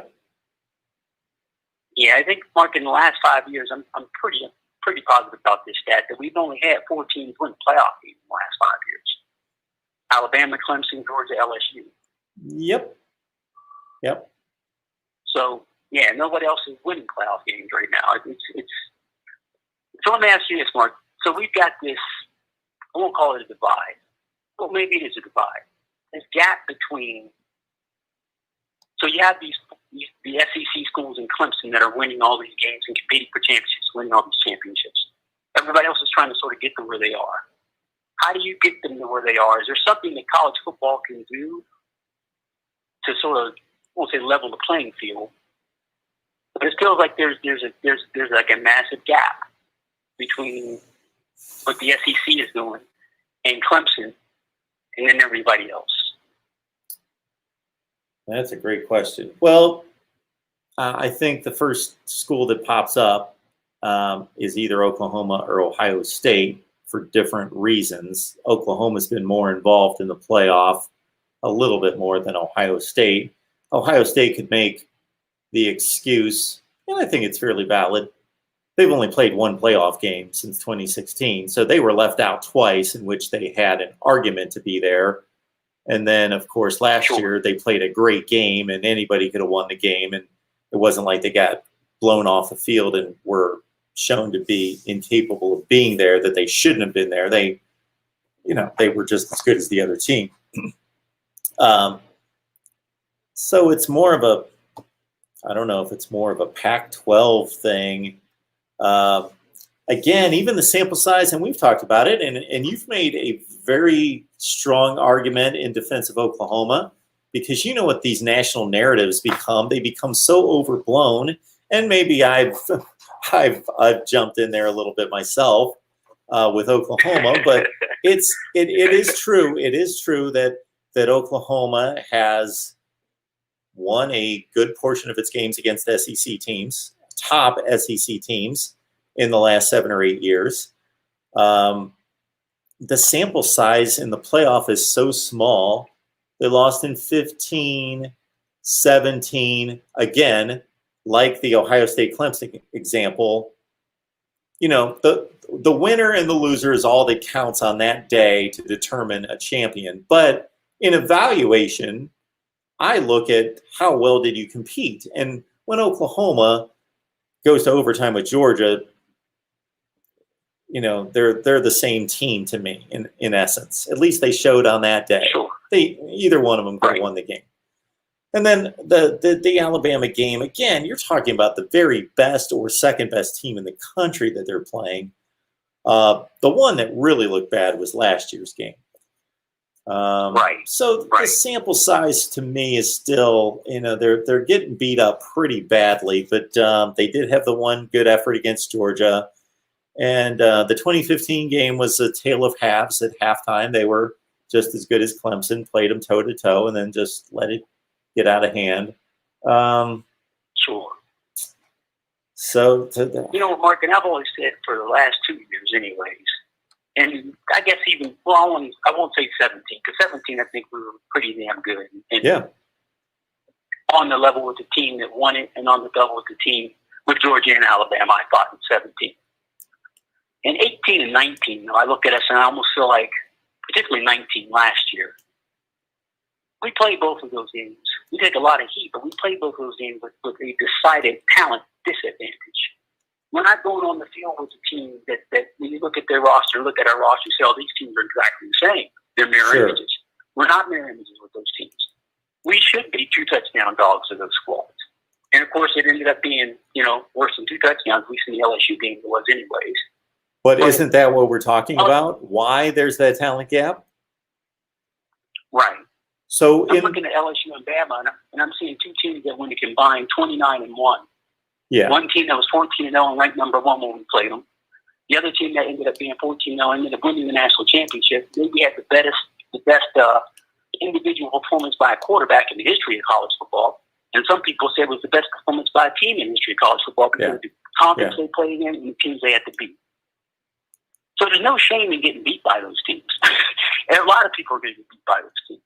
Yes. You know, we got work to do, but we just have to, you know, keep chopping wood and keep winning, you know, win a few recruiting battles and get things right. But I'm very curious to see how college football is going to change, and if at what point does this change, and what's going to be the impetus for a change.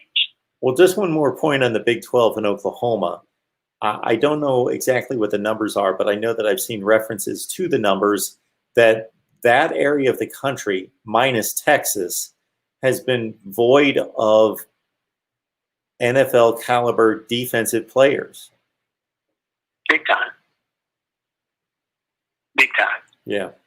And you know what, Mark, and this is why Texas, you know, being an OU fan, Texas makes me itch anyways. But this is another reason why Texas makes me itch.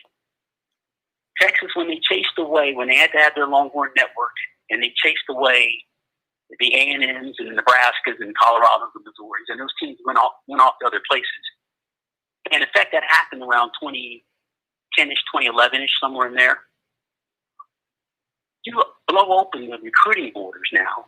You send Texas A&M into the SEC, which means now LSU has a bigger footprint in there, and Alabama has a bigger footprint in there. You start looking at some of the players on other teams, from those teams that are from the state of Texas. And also, what they also did, it timing perfectly, Urban Meyer enters the Big Ten. Yep. Jeffrey Okuda's from Texas. Baron Browning's from Texas. A kid like Garrett Wilson on offense is from Texas. J.T. Barrett is from Texas. J.K. Dobbins is from Texas. Yeah. Big 12 schools can't hold those kids if the recruiting doors have been blown open and everybody's down there taking kids out of the state of Texas. Jalen Waddle's from Texas. And Alabama's got a ton of them. LSU gets a ton of them. Yeah. If those kids were playing in the Big 12, you've got a different deal. But when you open the recruiting borders, thank you, Texas again, everybody's in there now. And you can't keep those kids. Marvin Wilson's from Texas, the defensive lineman from Florida State. A kid like Ed Oliver ended up going to Houston instead of going to one of the big Big 12 schools. There's players down there, but you have to be able to get them and hold them. And the Big 12 schools have not been able to hold them. It doesn't help when the reputation when you watch every Big 12 score is 47-44. I've been saying for years that what's a 6'3", 320-pound defensive tackle going to do in the Big 12? He's going to chase bubble screens. He doesn't want to chase bubble screens. What's he going to do? The quarterback can take a snap and throw it sideways before he's out of the stance.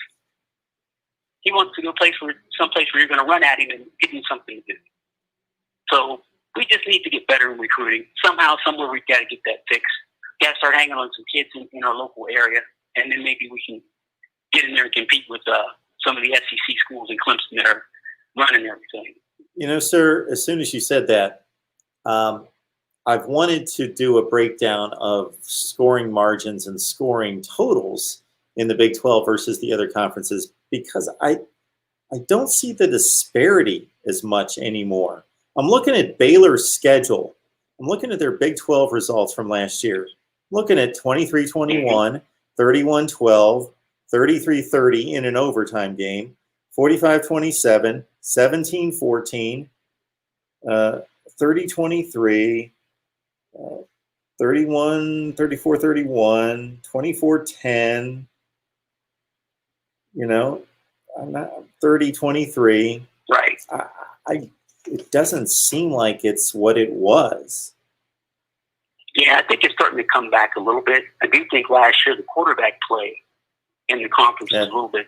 That's a good point. Underwhelming, comparatively speaking, a little underwhelming because you didn't have a Mason Rudolph out there running around. Yeah. Kyler Murray. TCU hasn't had a quarterback for a while now.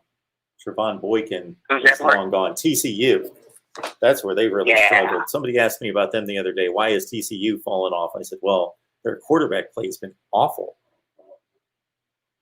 for a few years now. And their kid Duggan, just going to be their quarterback this year. I guess he's hurt.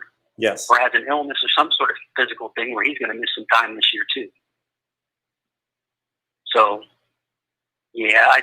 I'm hoping the defense starts to be a little better in the conference because I like scoring 60 points when it's my team, but I don't like watching. It's not necessarily the best thing to see. Touchdown, touchdown, touchdown, touchdown, touchdown.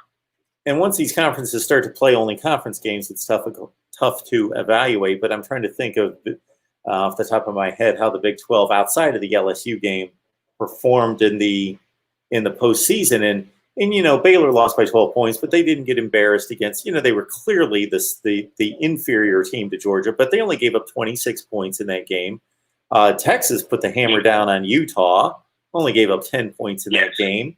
Oklahoma State played a very competitive back and forth down to the wire game with Texas A&M, but they lost by 5, but they didn't give up 60 points. They gave up 33.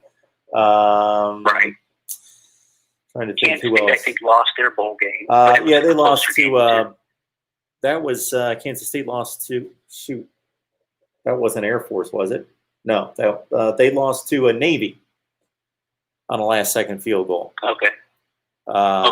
A top 20 Navy team. That it's tough to grade the group of 5, but so Navy's 11-2 record isn't valid in a Power 5 discussion, but down to the wire in that game. And I guess that's a comparable matchup. You take the 5th or 6th best team in the Big 12 and line them up against one of the best teams in the American Conference. I guess that's a doable game. Iowa State, this was a bad matchup. They shouldn't have played Notre Dame. Iowa State was 7-5. They're playing a Notre Dame team that finished in the top 10. That was a bit of a stretch, and they got clubbed pretty well. It wasn't, again, embarrassing, but it was like 33-12 or something like that. Right. So it doesn't seem like they really got just destroyed defensively once they went out of conference. Again, the LSU aberration, as you just pointed out, that's what it is.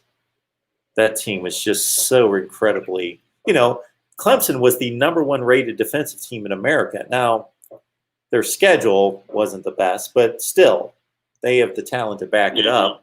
And, Burrow and company carved them up pretty well, too, 45 points.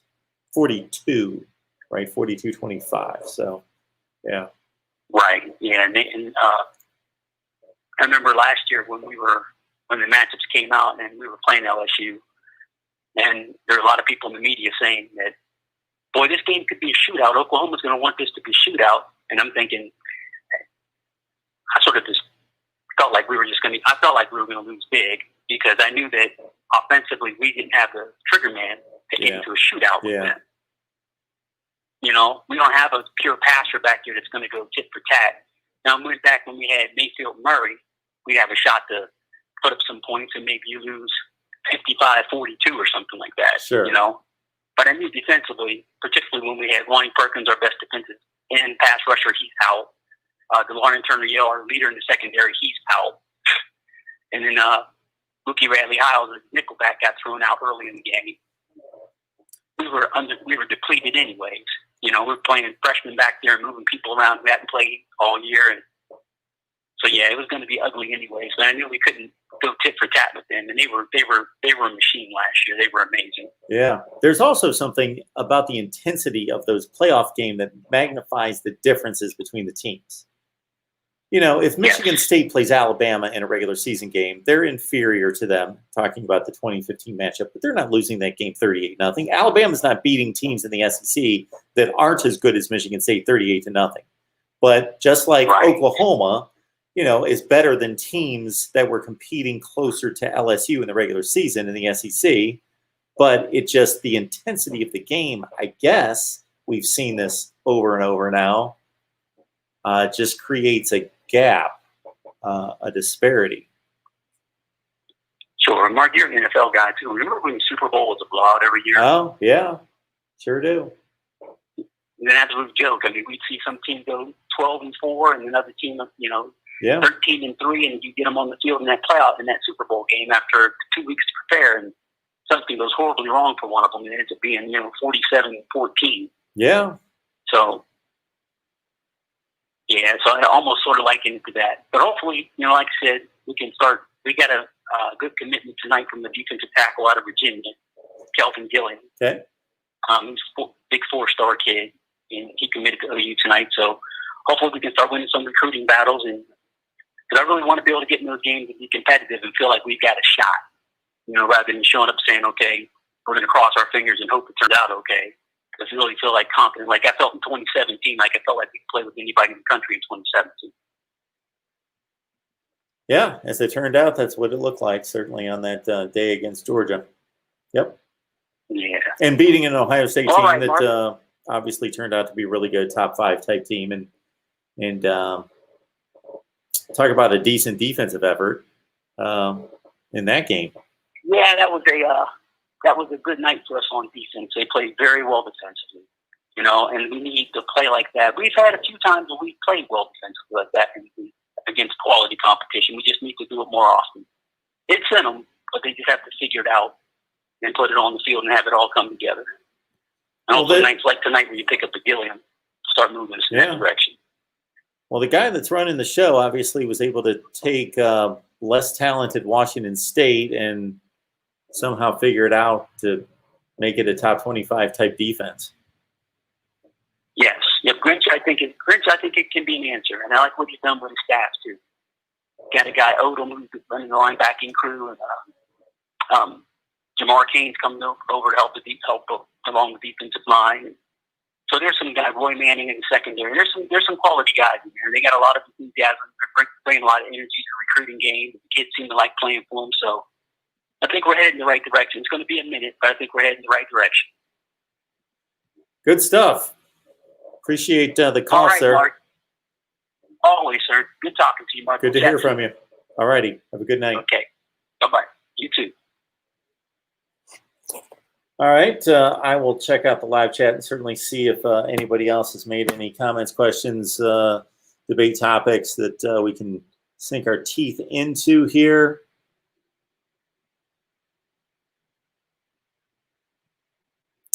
The only negative here with the live chat comments that I take to the screen is that obviously in talking to all of you and in just talking in general, it's tough to keep up with the comments and take those to the screen. So typically, you know, let's say this comment that's on the screen right now was at 10:50 Eastern time. So that was 38 minutes ago.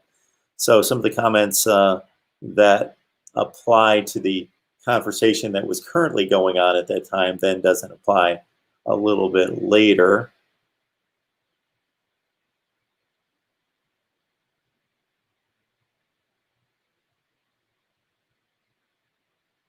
We'll see if there's anything else here that you guys want to discuss. Sooner Thrawn, good to hear from you, of course. Would like to note a few people here that I have yet to see in any of the comments previously to the videos or in the live chat. Douglas here, welcome to Mark Rogers TV, the voice of college football. Would love to know who you root for and how long you've been watching. Also, we got a Florida nature lover, David. Again, don't be offended, Douglas, because I'm throwing out the big welcome for Florida nature lover, David. It just happened to be that I forgot to give you the full. Welcome to Mark Rogers TV, the voice of college football. Would love to know who you root for. I'm guessing the Gators. How long you've been watching? Always fascinates me to hear people that I see for the first time and how long you've been watching, because sometimes they'll say 3 days. I started watching 3 days ago. I like these videos. I'm getting into it. Or I've been watching for 4 years. And you just said something for the first time, which is fine. Man, if there's a million people out there that just want to watch and not ever say anything, I need somebody to talk to here. So I got all of you, but hey, if there's a million people watching, then I got a million views with the videos, and then we're off and running. So I certainly don't mind if, for those of you that just like to kick back and listen to the conversation and check out the analysis that don't really get into the conversation, that's fine. That's fine. We got Seth on the line. Good to see you. Cheryl, of course, who's been nominated as a moderator of the live chat. So we'll have to look into that.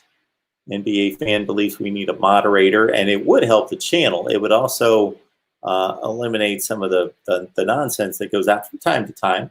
You guys are really good. It rarely happens, but from time to time, some nonsense in the live chat. And then also would be able to post some links and push some content out there for us would be great.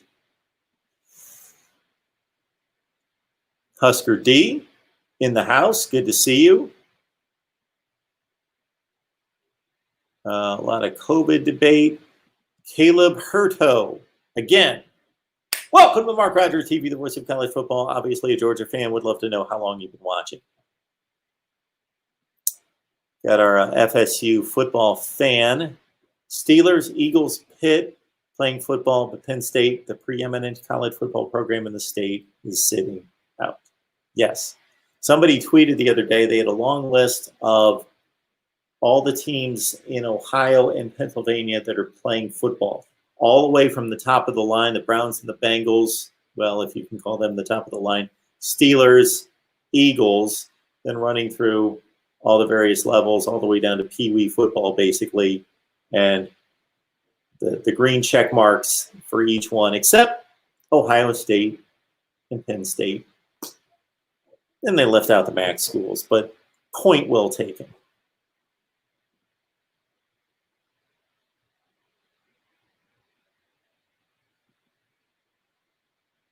JJF. Welcome to Mark Rogers TV, the voice of college football. This is the first time I've seen your handle in the live chat, so we welcome you. Certainly. Tim Russell. Man, a lot of new people. Love to see it. Please subscribe. If you subscribe, then you hit the bell for the notifications. You know when we're going live. We do Tuesday. Let me back up. We do Florida State, Miami, and Ohio State live streams each and every week. Is there anything special about those particular programs? No. I would love to do a USC live stream, Clemson, LSU, Auburn, anybody, pick them out. Purdue, Kansas State, I'll do a live stream. If it's successful, there has to be a following. Of course, it's got to be worth our time. A lot about the virus. JJF, thank you so much for the insight here. If this is true, and I'm not discounting you in particular, but several presidents of the Big Ten said no vote was taken. So there was a preliminary vote at 12-2 that was reported, and I heard some thought that it wasn't a valid vote, and who knows, because the commissioner won't come out and say what the vote was or if there was a vote.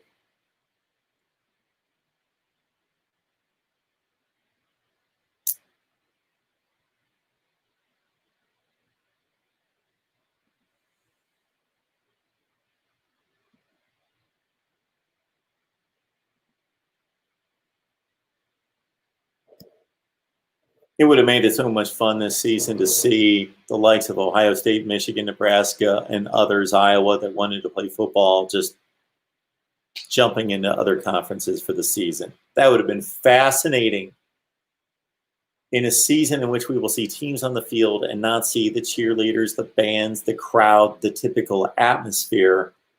But to flip on the Michigan-Tennessee game or flip on the Ohio State-Auburn game, the Nebraska-North Carolina game, whoever, that would have been fascinating to see. And again, I'll pick on Ohio State first and foremost because they're the best of the league. To see them play an SEC schedule, oh my goodness, that would have been captivating. We would have had debate in, if it was announced today, those Big Ten teams can go do whatever they want, and the SEC said, come on, let's play. ACC, come on, Big 12. Big 12 takes Nebraska, of course. That was a bad example, Nebraska and North Carolina. We go Nebraska and Texas, of course. Fascinating. Oh, my goodness, we would have a debate, and we would have trash talking, and we would have people on both sides of it in terms of who we get the laughs that particular week. Let's say, again, Ohio State and the SEC. Woo! That would be something else. MarkRogersTV, the voice of college football. Who's on the line? Hey, Mark, it's DeAndre, man. How you doing, bro? Hey, DeAndre, I'm doing good. How are you feeling these days? I am doing great. Good. I'm sure that was a rough ride for you. Yes. Yeah. I'm thankful for all y'all support, you, Pisky and Pete, and Bobby while I was sick. I'm grateful for all y'all support, man. Well, hopefully we can all get together here soon. Back to some football.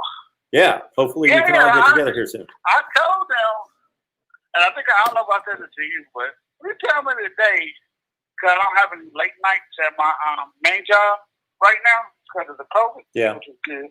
So if you tell me the date, hey, I can be there. Okay, we'll figure it out. I'll be back in town on Wednesday. Oh, okay. Well, let me ask you this one. Why is the Pitt getting that much love in the ACC this year?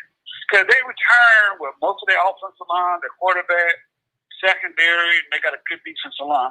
Why they ain't getting that much love this year? Who's getting too much love? Pitt. Oh, Pitt. Yeah, somebody went crazy when I said Pitt was going to go 5-5, like they never go 5-5 or anything like that. Oh wow, I didn't hear that one, but yeah, you think they? Well, I know with the schedule being what it is. Really I don't have it in front of me. I know they played Clemson the second to last game of the year. Right. Second to last game of the year. But I just wonder why they're not getting that much love. I don't know anybody in college football getting that much love this year, but because there's so much chaos. Well, but I was just wondering what you thought about them. Got their quarterback back, Kenny Pickett. We've been watching him since 2017. He's capable. He's good. He's not anything fabulous. He's a good player, mobile. 19 touchdowns, 9 picks last year. They got their 3 top rushers coming back, especially really the first 2, A.J. Davis, who was a very, very high recruit, one of their highest recruits in years, and Vincent Davis.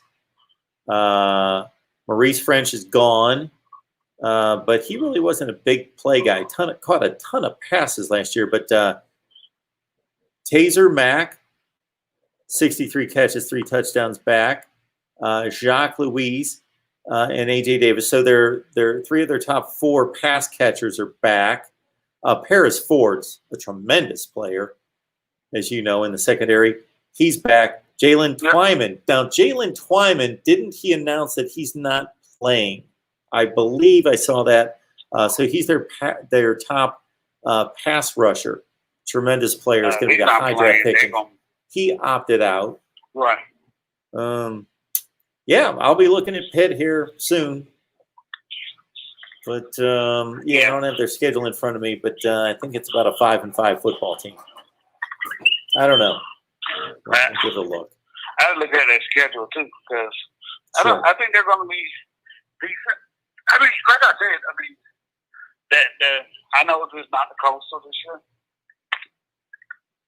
But depending on their schedule, I think I saw NC State on their schedule, and they should beat them. And that's another team I think is going to be improved this year. Not because they're great or anything, just because they were really young and had a lot of injuries last year. I think NC State's going to be better, especially with this weird schedule. Well, somebody got to win and somebody got to lose. They got the easiest schedule in the conference. They're the only team in the conference that doesn't have to play Clemson, Notre Dame, Miami. I think that, they don't play those three. No. It's the first two. But anyway, let me ask you this, DeAndre. Off the top of your head, who do you think are, let's say, the 2, 3, 4 worst teams in the ACC? This year? Yeah. Georgia Tech. I don't think with Georgia Tech playing the regular schedule, they would have been any good. I don't think UVA is going to be as good as they were last year. I know they returned those 2 linebackers. Yeah. And I do. And before this COVID hit, I was big on the ACC this year. I thought you were going to see a little bit of a turnaround. Yeah. But I thought Georgia Tech was going to be pretty good this year. I mean, their schedule was so hard. I think they had to play Central Florida, Georgia, Clemson, Carolina, Miami. But that's what I was looking at, Mark. And I just thought they were going to be a little bit better this year. I think they beat Miami last year. I mean, and you just never know with these guys. But I just thought they would be better this year. I don't know what their schedule looks like outside of they play Clemson. But I thought Georgia Tech probably would be better. And maybe this easier schedule probably will help them because they don't have to play Georgia. Maybe they'll and don't have to play Clemson till later in the year. Maybe that will help them out. I'm interested to see what Florida State's going to do. Daggett Twyman got hurt. I mean, he decided not to play. I don't know what Pitt would do. Because Twyman was a beast. It is a beast. Well, that's what I was saying when we were talking about Pitt. Yeah. Mark, I talked to some of your show the other day when we were talking about, I think it was the 10-minute war with the gentleman from Michigan. Yes. And you were talking about how the commissioner, I agree with you. It makes it more or less safe because if you play football in the spring, then you got to turn around and play another season in the fall. Yeah. Then you got to turn around and play spring ball, fall ball. It's like, you're not giving these kids enough time to rest and prepare their body. Like that Fleming kid at Ohio State was come up here. Well, he tear his ACL and he can't play the next fall. I mean, this kid was probably ranked number 1 in the nation as a receiver. I mean, number 1 in the country as a receiver for a long time. Briefly, the 2 quarterbacks took over. Young or the kid at Clemson, and I just have a fear for some of the kids because it does. Especially, I know I make a lot of jokes about Ohio State, but they just seem like they just washed Ohio State program right down the toilet for a year or two because you're gonna lose Justin Field after this coming up year, and you won't be able to play him. I mean, Dolphins 41 touchdowns and 1 interception going into the playoffs. just amazing. I mean, I would love to see what he do. And that center and guard combination, man, I just think they watch their program because they're not going to have the same players back next year. So you make a great point, DeAndre. So the point I like that you're making is everybody, including myself, or at least some of us, are making the point that to try to pack 2 seasons into 1 calendar year is crazy. Even if, Jeff Brom at Purdue came up with a lot of guidelines that would reduce practice time, that would reduce hitting during practice, that sort of thing. So I appreciate the try, but it's still a lot more than the players would typically endure during a calendar year. So we're tackling it more from the wear and tear, but you bring up a great point. All those injuries, take any college football season and all the injuries that occur between, and I'm talking major injuries, between a September and December, or bowl games or playoff games, that the players able to recover and come back by the next August or September and play the next season. A lot of those are going to be eliminated. They're not going to be able to come back if they get hurt in April. So a lot of those comebacks that players are able to make from year to year are going to be wiped out. That's a great point. Yeah, and that's one thing I was looking at. I was like, if you're not going to play this fall, just go ahead and say we're not going to play this fall. And because there are too many good players to go out and risk their careers over playing. We want to see them play, but at the end of the day, I don't blame you guys for sitting out or like I don't know what the kid at Clemson is going to do. X-Men times because I didn't think he had a great year last year. So Clemson's very deep. So I don't see. I can understand him sitting out because of the deepness of Clemson, but he didn't have a good year to be like. I think he was the number 3 player coming out of the country his freshman year. I mean, he didn't have a great sophomore year, so that means that he needs to come back for his what would be his senior year. I think he graduates this what's called it, but I don't see where he can project to be in the top NFL pick because he didn't have a great year last year. So I think he will come back, but I mean, it's kind of hard to say. I mean, with all these guys, because they got a short period of time in the NFL, so they're gonna look out for their best interest. But just the talent that we're gonna miss out this year. I mean, I was waiting to see that Oregon defense, man. I was gearing up like these guys got a whole year in. They were young last year. They got one of the best linebackers coming in the country, and we getting unfortunately we getting that taken away from us. And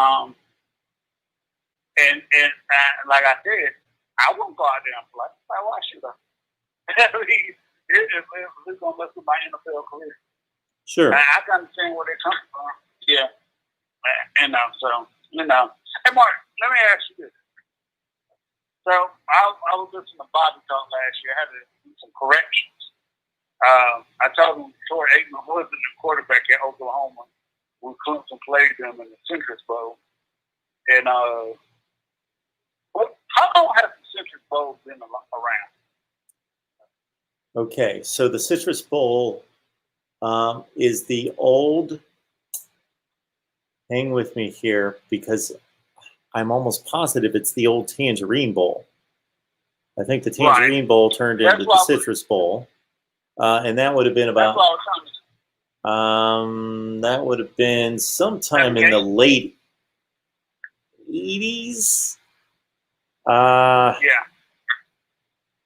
What I was trying to explain to Bobby was that in the 80s and 70s before that, bowl games were based off of, I know like the Cotton Bowl was Southwest Conference.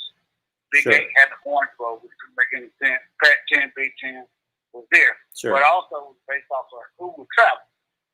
Yep. So he was saying that the Gator Bowl was the tie-in for Clemson for an ACC, which it was. But I was telling him that the Citrus Bowl was the major bowl for the ACC, the January 1st Bowl. And that was the tie-in for the ACC at that time. So if you look even the years that Clemson was on probation, Maryland one time went to the Citrus Bowl. Yes. Then it went to the Raspberry Bowl or something like that. They went to the Cherry Bowl. It was a Cherry Bowl. Cherry Bowl in Detroit. Yes, in Pontiac. Yeah. Yep. I don't remember that bowl, to be honest. Well, you know what? So I have yet to look it up because I hate to rely on the internet because I just am a bit particular about knowing these things off the top of my head. So as soon as I said late 80s, so it comes to mind that Ohio State played in a Citrus Bowl in 85 against BYU. They won 10-7. Boring game. Interception late. Won the game 10-7. The year before, Florida State and Georgia played in a Citrus Bowl. And they tied 17-all. But I'm not thinking before that. So we're going to go through our college football history and see past that. And then what was the other game? And then, of course, as you mentioned, and it makes sense. Maryland, Tennessee. It makes sense. Yeah, Maryland, Tennessee. They played a couple times. They played like twice in 4 years in bowl games. But I need the history of the game here. So as you mentioned, Clemson played in a ton of Citrus Bowls, and of course Georgia Tech won a national championship at the Citrus Bowl in 1990 against Nebraska. Yeah, Nebraska. So yes, okay, I should have been a little bit more confident with my answer because it was right. And here you go. The Tangerine Bowl, the last one was played in 1982. I remember this game well. Bo Jackson and Auburn beat Boston College and Doug Flutie 33-28. Really good game. Then the next year it became the Citrus Bowl, Tennessee and Maryland. And then the next year was that Georgia-Florida State game I mentioned, that tie game in 84. Then in 85, Ohio State and BYU played, which is an odd matchup. Ohio State and BYU playing in the Citrus Bowl. But anyway, Auburn, USC, I remember that game in 87. 88 was Clemson, as you mentioned. They blasted Penn State in 88. Clemson came back, beat Oklahoma in 89. 90 was, so you've got a ACC affiliation from 88 all the way through. It was Clemson, Virginia, Georgia Tech, Clemson. Then this is the first of the SEC Big Ten, and it's been this way ever since. Starting in 1992 was Georgia, Ohio State, and it was SEC Big Ten all the way through. The rest of the way. Still is. Ever since 92. It is, 92. Of the 92. Okay. Yeah, Georgia and Garrison Hurst. Now, why did the Big 8 and the Orange Bowl have, I know it's about money, and maybe because of Oklahoma, but why did they have a time? It seemed like the Fiesta, I know Fiesta Bowl starts with 1980 something, 1984. No, the Fiesta Bowl started sometime in the mid 70s, but it just wasn't a big deal until the first Fiesta Bowl was like in 73, 74. But it wasn't really a big deal. Really, the first big matchup the Fiesta Bowl got. So there was a lot of like Arizona State when they weren't anything great and not that considered that group. You know, the first Fiesta Bowls were lightly regarded. And then they got Ohio State and Penn State in 1980. They were both ranked top 10 in the nation. Then the next year they got Penn State against Marcus Allen and USC. And then they were off and running. The Fiesta Bowl became a big deal. So the Big 8 and their contract with the Orange Bowl predated that by decades. I just don't know. Maybe they didn't have anywhere else. Yeah, I guess they just didn't have any other warm weather cities to go to since the Sugar was in New Orleans with the SEC and obviously the Rose Bowl and the Cotton Bowl with the Southwest Conference. But, you know, the ACC, that's in the 80s and 70s. You know, everybody, in 62, there was a basketball conference. Everybody knows because Maryland was good, Carolina State, all of them were probably really good, and Clemson. I think Carolina in the 70s and Maryland in the 70s, they cared about football. And I think Maryland cared about football in the 80s, but they were dominated by football. I mean, by basketball, by far. If you go back and look at it, I mean, those schools were just amazing at the basketball.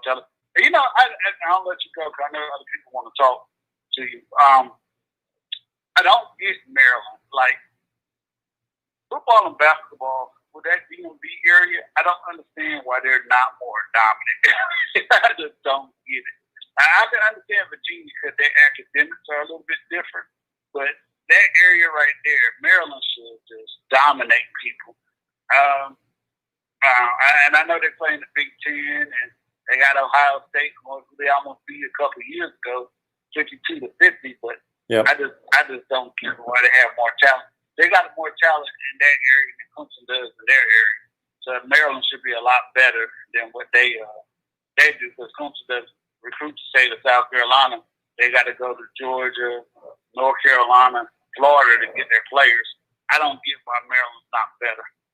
But like I said, I'll let you go. And to other, just to DeAndre, just to underline your point, the District of Columbia produces per capita more NFL players than anywhere. Wow. So Maryland's got that to draw from. Yes, sir. All right, Mark. Take care. Okay, DeAndre. Thanks. All right. I think we've done enough damage here tonight. People talking about college versus the NFL.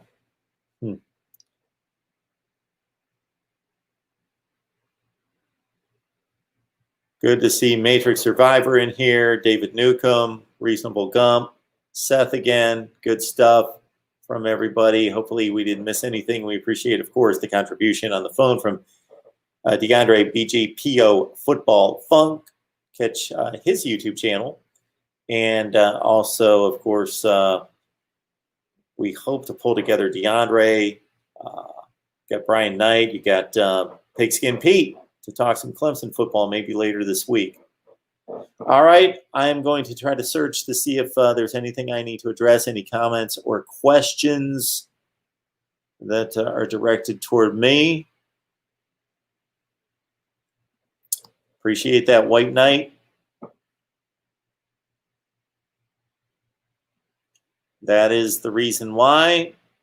The reason I do the specific team live streams with Florida State, Miami, and Ohio State is because, number one, I've got quality contributors for those shows, and because the videos do well, and therefore the viewership's up. I tried Notre Dame. I did it for 6 weeks. It was tough. We were a little hit or miss on the contributors, and it just didn't take off. And so I know that there are Notre Dame fans out there, and we could talk Notre Dame football and put together a nice Notre Dame live stream each and every week. But nobody got excited about it. Nobody picked it up. We weren't consistent enough, and so it wasn't worth it. What's Reasonable Gump talking about tonight? The only way anything could possibly come of the players and parents turning on the Big Ten would be if the other three conferences completed their season. Yes, can you imagine the TV ratings? Ohio State and Michigan in the SEC.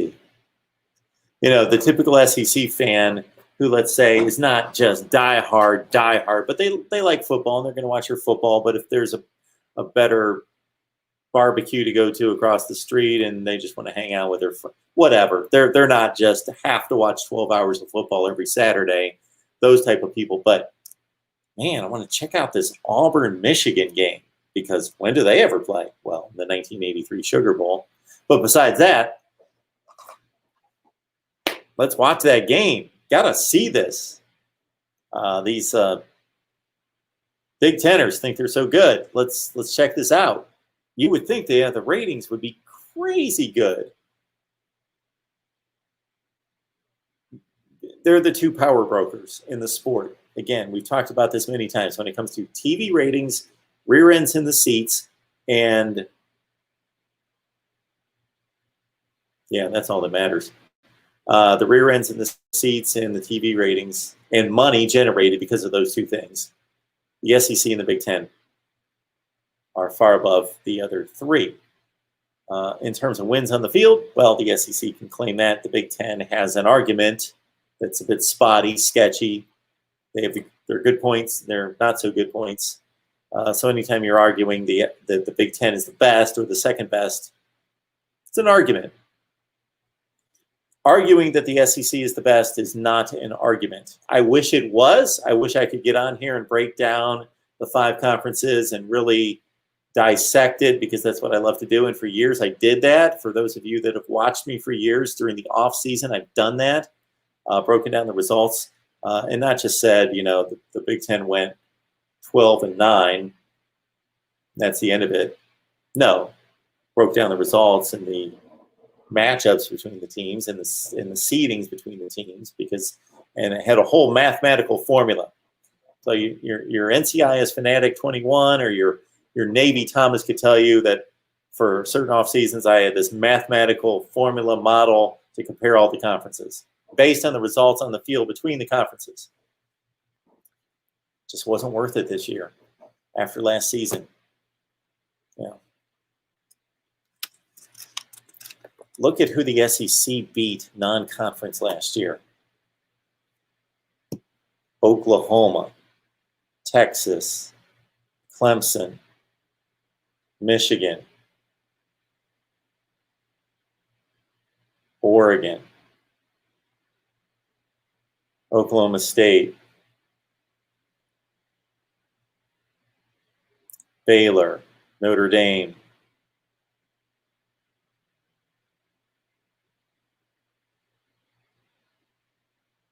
Virginia Tech, Virginia, Miami, Florida State. Know that they weren't that good, but if you look at the non-conference opponents that the Big Ten, or I should say the SEC, beat and who they didn't lose to. So where were the embarrassing losses? Yeah, Arkansas has been awful for about 3 years, and Vanderbilt's been awful, and Tennessee was embarrassed early in the season by Georgia State. Okay, Missouri went to Wyoming. Yeah, the SEC let down at times against the group of 5. But what games did the SEC really lose against the Power 5? And those games were not embarrassing. Sure, Auburn lost to Minnesota, but Minnesota was really good. They finished in the top 10. It was a close game.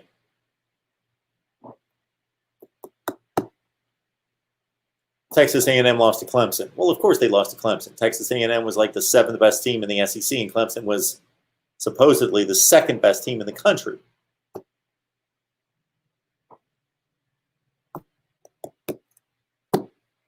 What? Ole Miss lost to Cal, but Cal was better. They won 8 games, and the game came down to a call on a measurement by that much. So who did the SEC lose to in the Power 5 last year? That's what I'm coming up with. Auburn lost to Minnesota, and they beat Oregon. There just wasn't that much there. The SEC, I believe, lost 2 bowl games, correct? Who else lost a bowl game? Auburn lost to Minnesota. Mississippi State lost to Louisville. And that was it, right? Kentucky, Florida, Georgia won. South Carolina, Missouri, Vanderbilt missed bowl games. Tennessee won. Alabama, LSU won. Texas A&M won. So it was a dominant year for the SEC. Dominant year. Thank you so much for everyone joining.